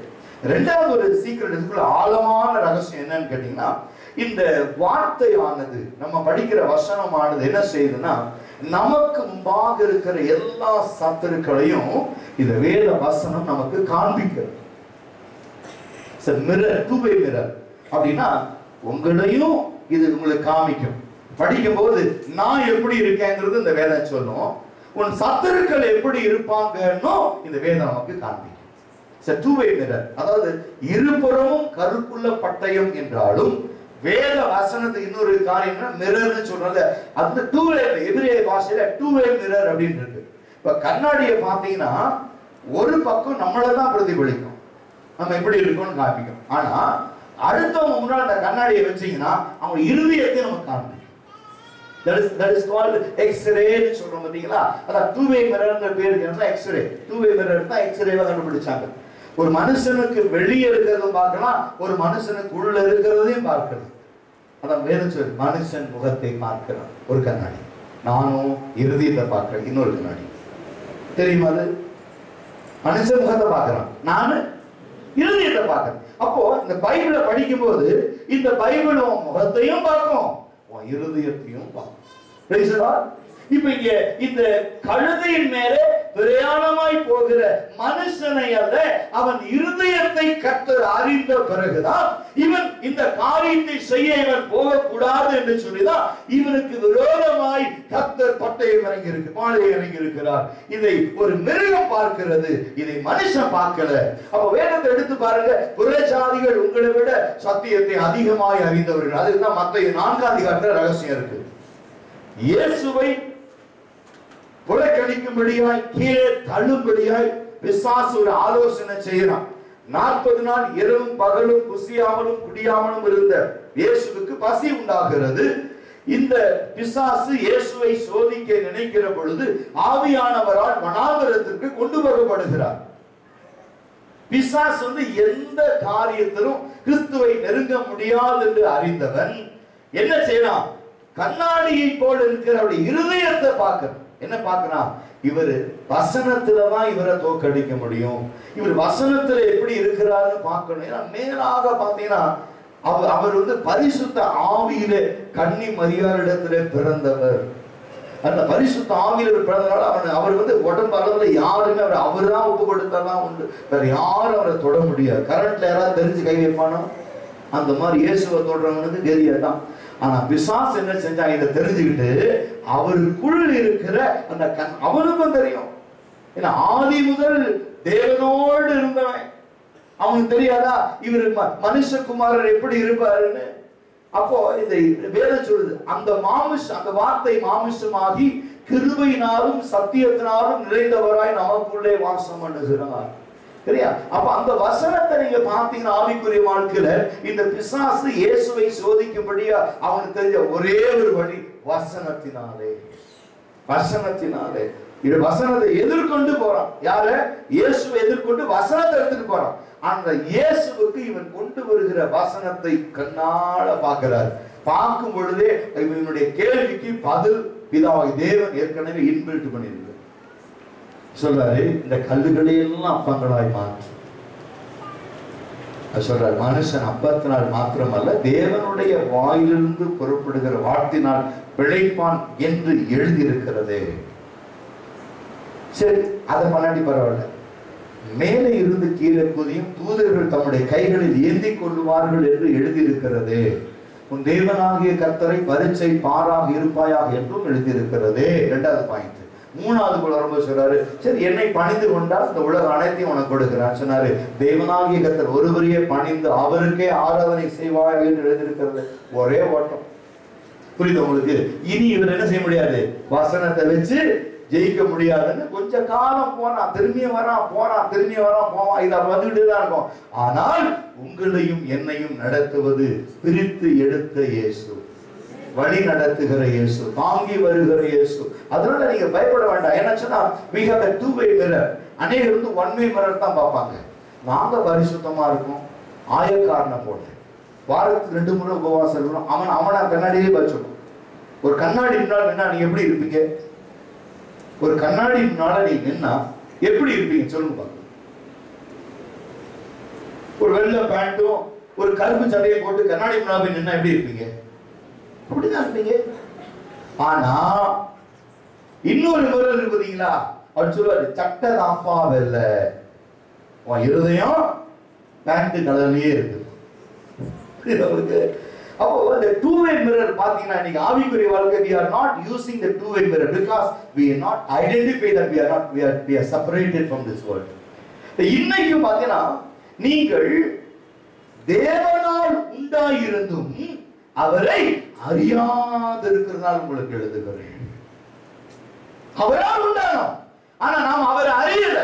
அவருடைய மேன்மை, அவருடைய மகத்துவம், அவருடைய ஆசீர்வாதம், அவருடைய பலன், அவருடைய சமாதானம், அவருடைய இரக்கம், அவருடைய மேன்மை, அவருடைய மகத்துவம், அவருடைய பரிசுத்தம், அவருடைய அபிஷேகம், அவருடைய வல்லமை, அவருடைய தாங்குதல் எதுவுமே தெரியல. அதனால என்ன செய்யறோம்? சபையில வரோம், நம்ம மாமிசத்தில் எப்படி இருக்கோமோ அப்படியே இருந்துட்டு போறோம், எந்த மாற்றமும் அல்ல. அந்த ஆவியானவர் சபைக்கு சொல்லுகிறது, இன்றைக்கு காதுள்ளவன் கேட்க கடவுள், நீங்கள் உலகத்திலிருந்து பிரித்தெடுக்கப்பட்டவர்கள். You are separated from this world. உங்களை பிரிச்செடுத்திருக்கிறார். Praise the Lord. அதாவது அறுவடை ஆயிடுச்சு. The harvest is over. நான் எப்பவுமே ஒரு காரியம் சொன்னா அதை நீங்க நல்ல ஆழமா விளங்கிக்கொள்ளும். அறுவடை ஆன பிறகு என்ன செய்றாரு? முதல்ல பதரையோ சுட்டெரிக்கும் அக்னியிலே போடப்பட்டார். நல்ல கோதுமை மணிகளை களைஞ்சது, களஞ்சியம் என்று சொல்ற இடம் தேவராஜ்யம். Praise the Lord. பதரை வந்து உலகத்திலே சுட்டெரிப்பார். இந்த prophecy எப்படின்னா, இனி வரும் காலங்களிலே ஜனங்களுடைய மரணம் அதிகமாய் நெருப்புல இருக்கும். தங்களுக்கு தாங்களே தீவினை வருவித்துக் கொள்ளுவார்கள் என்றுதான் வேதத்தை எடுத்து வாசிக்கலாம். நீ பல இடங்கள்ல திடீர்னு நெருப்பு பிடிக்குது, ஜனங்கள் நெருப்புல அடி. பாத்தீங்கன்னா கடைசி ஒரு சில நாட்கள் முன்பதாக ஒரு குழந்தை உடம்பு தானா எரியும். ஒரு ஹாஸ்பிட்டல்ல குழந்தை தானா உடம்புல எரியுதான். அதுக்கு ஒரு பெரிய இன்வெஸ்டிகேஷன் டீம் வச்சு இந்த குழந்தை உடம்புல யாராவது தீ வைக்கிறாங்களா இல்ல உடம்பு தானா எரியுதான்னு அது ஒரு தனி வீட்டை எடுத்து அந்த குழந்தைய வச்சு அதுக்கு ஒரு டீம் இரவும் பகலும் அந்த குழந்தைய பாதுகாத்துருக்கு. திடீர்னு குழந்தை உடம்புல நெருப்பு பிடிக்கும். யோசிச்சு பாருங்க. அப்போ இதெல்லாம் நீங்க பார்க்கும் பொழுது எதை குறிக்கிறது, எதை காண்பிக்கிறோம்? நமக்கு அந்த பிரச்சனையே இல்லை. ஏன்னா நான் பிரித்தெடுக்கிறோம். உலகத்துல யாராச்சும் சொன்னா வச்சு பாருங்க, பெட்ரோல் என்ன விளைவிக்குது, டீசல் என்ன விளைவிக்குது, அதை விட்டு நம்ம பிரித்து எடுக்கப்பட்டோம். நமக்கு எதுக்கு அதை பத்தி கவலை சொல்றான். இனி போற போக்கு பார்த்தா 1 கிலோ அரிசி 100 ரூபாய்க்கு வந்துருமோ அப்படின்னா, அட போயா கவலை இல்லை, 200 ரூபாய்க்கு இருந்தாலும் கவலை. ஏன்னா 200 இருக்கும்போது நம்ம இருக்க போகுது. அதை கவலைப்பட வேண்டியவன் அந்த வாழ்றவன் தான் கவலைப்படும். ஒரு சொன்னாரு, ஏங்க என்ன ஒரு அநியாயம், நீங்க பாகிஸ்தான் போயிருக்கீங்களா? ஏன் அப்படின்னா, பெட்ரோல் 150 ரூபா பிரதர் அப்படின்னா. நான் சொன்னேன் 500 ரூபா இருந்தாலும் நான் கவலைப்பட மாட்டேன். ஏன்னா நான் பாகிஸ்தானுக்கு போக மாட்டேன், போனா காரை வாங்கி ஓட்டவும் மாட்டேன். எனக்கு எது கவலை? அது மாதிரி இந்த பூமி நமக்கு சொந்தம் இல்லை. எனக்கென்று உலகத்துல எதுவும் இல்லை, எல்லாமே இயேசுதான். சோறு போடுறாரு, துணிமணி கொடுக்கிறாரு, நல்ல பிரசங்க ஞானம் கொடுத்திருக்கிறாரு, உங்களை வழி நடத்திக்கிட்டு இருக்கோம். சீக்கிரமா போயிருவோம். 200 ரூபா தரம் 300 ரூபா தரம் நமக்கு என்னங்க, கவலைப்படாதீங்க. Praise the Lord. ஆமென். அதனால நாம் ஆராதிக்கிற தேவன் நல்லவர், நம்மை பிரித்தெடுத்திருக்கிறார். நீங்க ஒரே ஒரு காரியம், இன்னும் நான் பிரித்தெடுக்கப்படல அப்படின்னா ஞானஸ்தானம் எடுக்கல அப்படின்னு யாராவது இருந்தீங்கன்னா தயவு செய்து நில்லுங்க. ஒரே ஒரு சந்தர்ப்பம் கொடுக்குறேன் உங்களுக்கு. இந்த வாரத்துல ஞானஸ்தான ஆராதனை உங்களுக்காக ஸ்பெஷலா மண்டேல இருந்து பாஸ்டிங் போட்டுருவோம். எனக்கு ஞானஸ்தானம் எடுக்க நான் ஆசைப்படுறேன், நான் இன்னும் பிரித்து எடுக்கப்படல அப்படின்னு சொல்றவங்க தயவு செய்து இருந்துச்சுங்க, அவங்களுக்காக விசேஷமா ஜெபம் பண்ண போறோம். ஏன்னா இன்னைக்கு மரித்தாலும் தேவனோடு சேருவோம் என்கிற நிச்சயம் வரணும் இல்ல. இன்னைக்கு செத்தாலும் நாளைக்கு பரவாது போயிடும் நிச்சயம் வரணும் இல்ல. 3, 6, 7 பேர், அதுலயும் அவர் குறை வைக்கல, முழுமையா 7 பேர் கர்த்தர் கொடுத்திருக்கிறார். அப்போ இந்த செய்தி பிரித்தெடுக்கப்படுகிற செய்தி அப்படிங்கிறது ரட்சிப்பின் செய்தி. The message of salvation, the message of prosperity. இந்த நாள்ல இருந்து இவங்க செய்கிற கிரியைகளை கர்த்தர் பரலோகத்துல வர வைக்க போறார். Praise the Lord. வெள்ளிக்கிழமை ஞானஸ்தான ஆராதனை உங்க பேர்களை கொடுத்துருப்போங்க. வெள்ளிக்கிழமை ஞானஸ்தானம் எடுக்க போறீங்க. அடுத்த ஞாயிற்றுக்கிழமை நம்ம ராபோஜனத்தை நம்ம எல்லாரும் ஒண்ணா சாப்பிடுவோம். Praise the Lord. உங்களுக்காக ஜெபம் பண்ணலாம் விசேஷமா. Thank you Lord. Glorious Lord. Thank you Jesus. சகோதரியை குறித்து தேவ ஆவியனை சொல்றதை நான் சொல்றேன் உங்களுக்கு. Praise the Lord. இது அப்படியே முன்னாடி வந்து நல்லா இருக்கும். கொஞ்சம் நேரம் கொடுங்க உங்க சிஸ்டர் முன்னாடி சொல்லுங்க. Thank you Lord. வாழ்க்கையில பல முறை நீங்கள் எண்ணங்களை தவறாக எடுத்தீங்க. You take a wrong decision about your life. எந்த பக்கம் செல்வது, எதுவும் இந்த பூமியில எனக்கு நன்மையானது எதுவும் இல்லை, நான் உலகத்திலே வாழ்வதே பிரயோஜனமற்ற வாழ்க்கை என்று இருதயத்திலே தீர்மானித்து சில காலங்களாய் உங்கள் வாழ்க்கையில எந்த விதத்திலும் பிடிப்பில்லாமல் ஒரு தடுமாற்றத்தோடு வாழ்கிறதை கர்த்தர் எனக்கு ஆவியானவர் மூலமாய் உணர்த்துகிறார். பயப்படாதே மகளே, தாயின் கதவுகளை உன்னை நான் பிரித்தெடுத்தேன். எனக்கு சொந்தமாக இருக்கும்படிக்கு நான் உனக்கு இருதயத்தில் அநேக வருஷங்கள் முன்பு நான் உனக்கு சத்தியத்தில் இருதயத்தில் விதைத்தேன். ஆனால் வாழ்க்கையின் சூழ்நிலைகள் எல்லாம் உன்னை உலக பக்கமாய் இழுத்து சென்றது. எல்லா மனுஷனாலும் கைவிடப்பட்டாய். உனக்கு யார் ஆதரவு கொடுக்கிறோம் என்று கரம் நீட்டினார்களோ அதே ஜனங்கள் உன்னை புறக்கணித்தார்கள். வெட்கத்தில தலை குனிந்து நின்றாய். வெளியும் சொல்ல முடியவில்லை, இருதயத்திலே வைத்துக் கொள்ளவும் முடியவில்லை. இரவும் பகலும் அழுகை உனக்கு உணவாயிற்று மகளே. The tears, everyday tears lead into your death. ஒரு மரணத்திற்கு நேராக உன்னை அந்த கண்ணீர் வழி நடத்தினர். இன்றைக்கு நீ உயிரோடு இருப்பது கர்த்தருடைய சுத்த கிருபை. இந்த நாள் செய்தி ஆவியானவர் உன்னோடு பேசி இருக்கிறார். பிரசங்க அந்த தொடக்கத்திலிருந்து ஆவியானவர் உன்னை தொட்டுக் கொண்டிருந்தார். அவருடைய பிரசன்னத்தினாலே மூடப்படுகிறார். Right now, the power of the Holy Spirit, receive the power of the Holy Spirit right now. Touch now. ஆவியானவரை தொடுவீராக, இந்த மகளை தொடுவீராக. எல்லா நெருக்கத்திலிருந்து, எல்லா சூழ்நிலையிலிருந்து மகளை விடுவிப்பீராக. Right now, touch now. தொடுங்க, தொடுங்க ராஜா. The anointing touch will be in this daughter's life. நிற்கிற ஒவ்வொருவரையும் கிறிஸ்து இயேசுவுக்குள் நான் அர்ப்பணிக்கிறேன். உமக்கு சொந்த ஜனமா இருக்கும்படி இவர்களை அழைத்திருக்கிறேன், தெரிந்து கொண்டிருக்கிறேன். இவர்களை வழி நடத்துவீராக. இயேசு கிறிஸ்துவின் வெளியேறப்பட்ட நாமத்தில் ஜெபிக்கிறோம் பிதாவே. May God bless you. Just write down your names and God will make all the other proceedings make you to the children of kingdom of God. Amen. God bless you. Please be seated. Now I want to close on the message. Before that, I want to introduce important my friend here, Mr. Vijay Kumar, the Gideon International in India.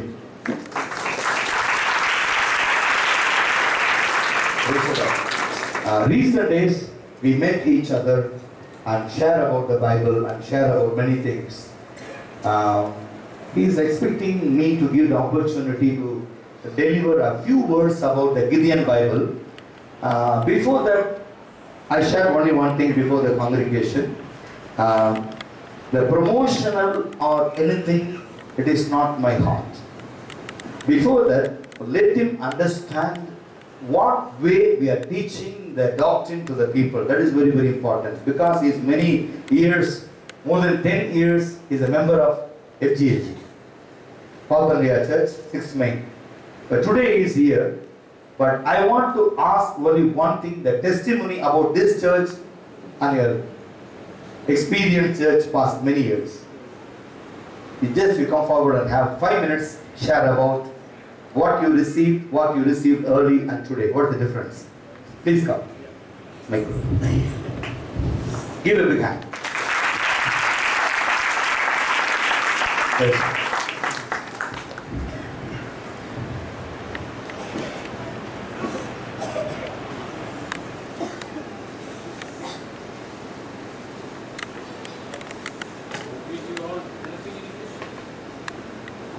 I greet you all. Praise the Lord. Praise the Lord. In the most high and the superior name of our loving and living Savior, Jesus Christ, the King of Kings and the Lord of Lords of the whole universe. Amen? Amen. And I am very happy to boast on the Lord Jesus Christ because I was washed by the blood of Christ and I am a child of God today. Amen. And it's a great privilege to meet you all. As soon as I came here, I sat and I was just spending time in prayer. I found that the Lord, after a long time, started speaking. Can you believe it?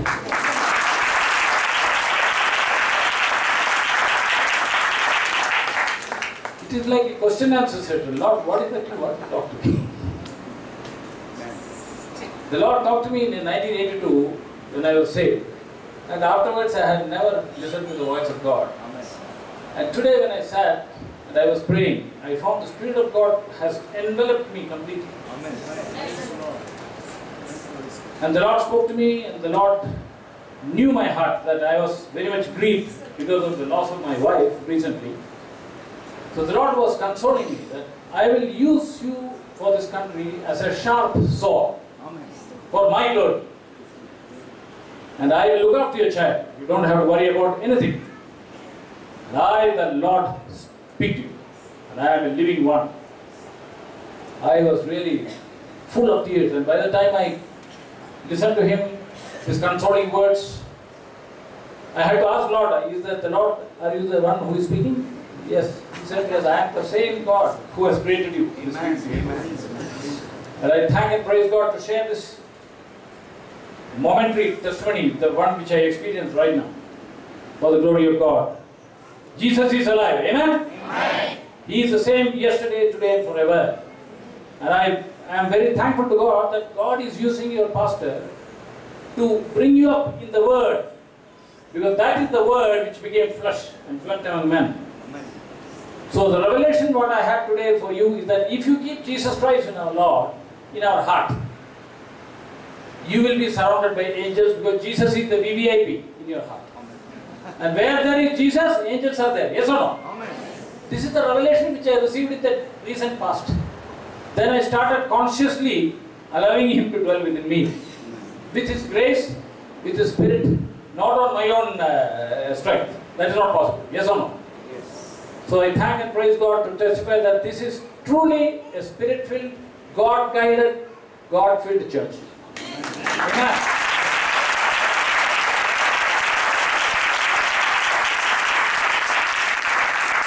Actually, I was an auditor. I had many careers in my life.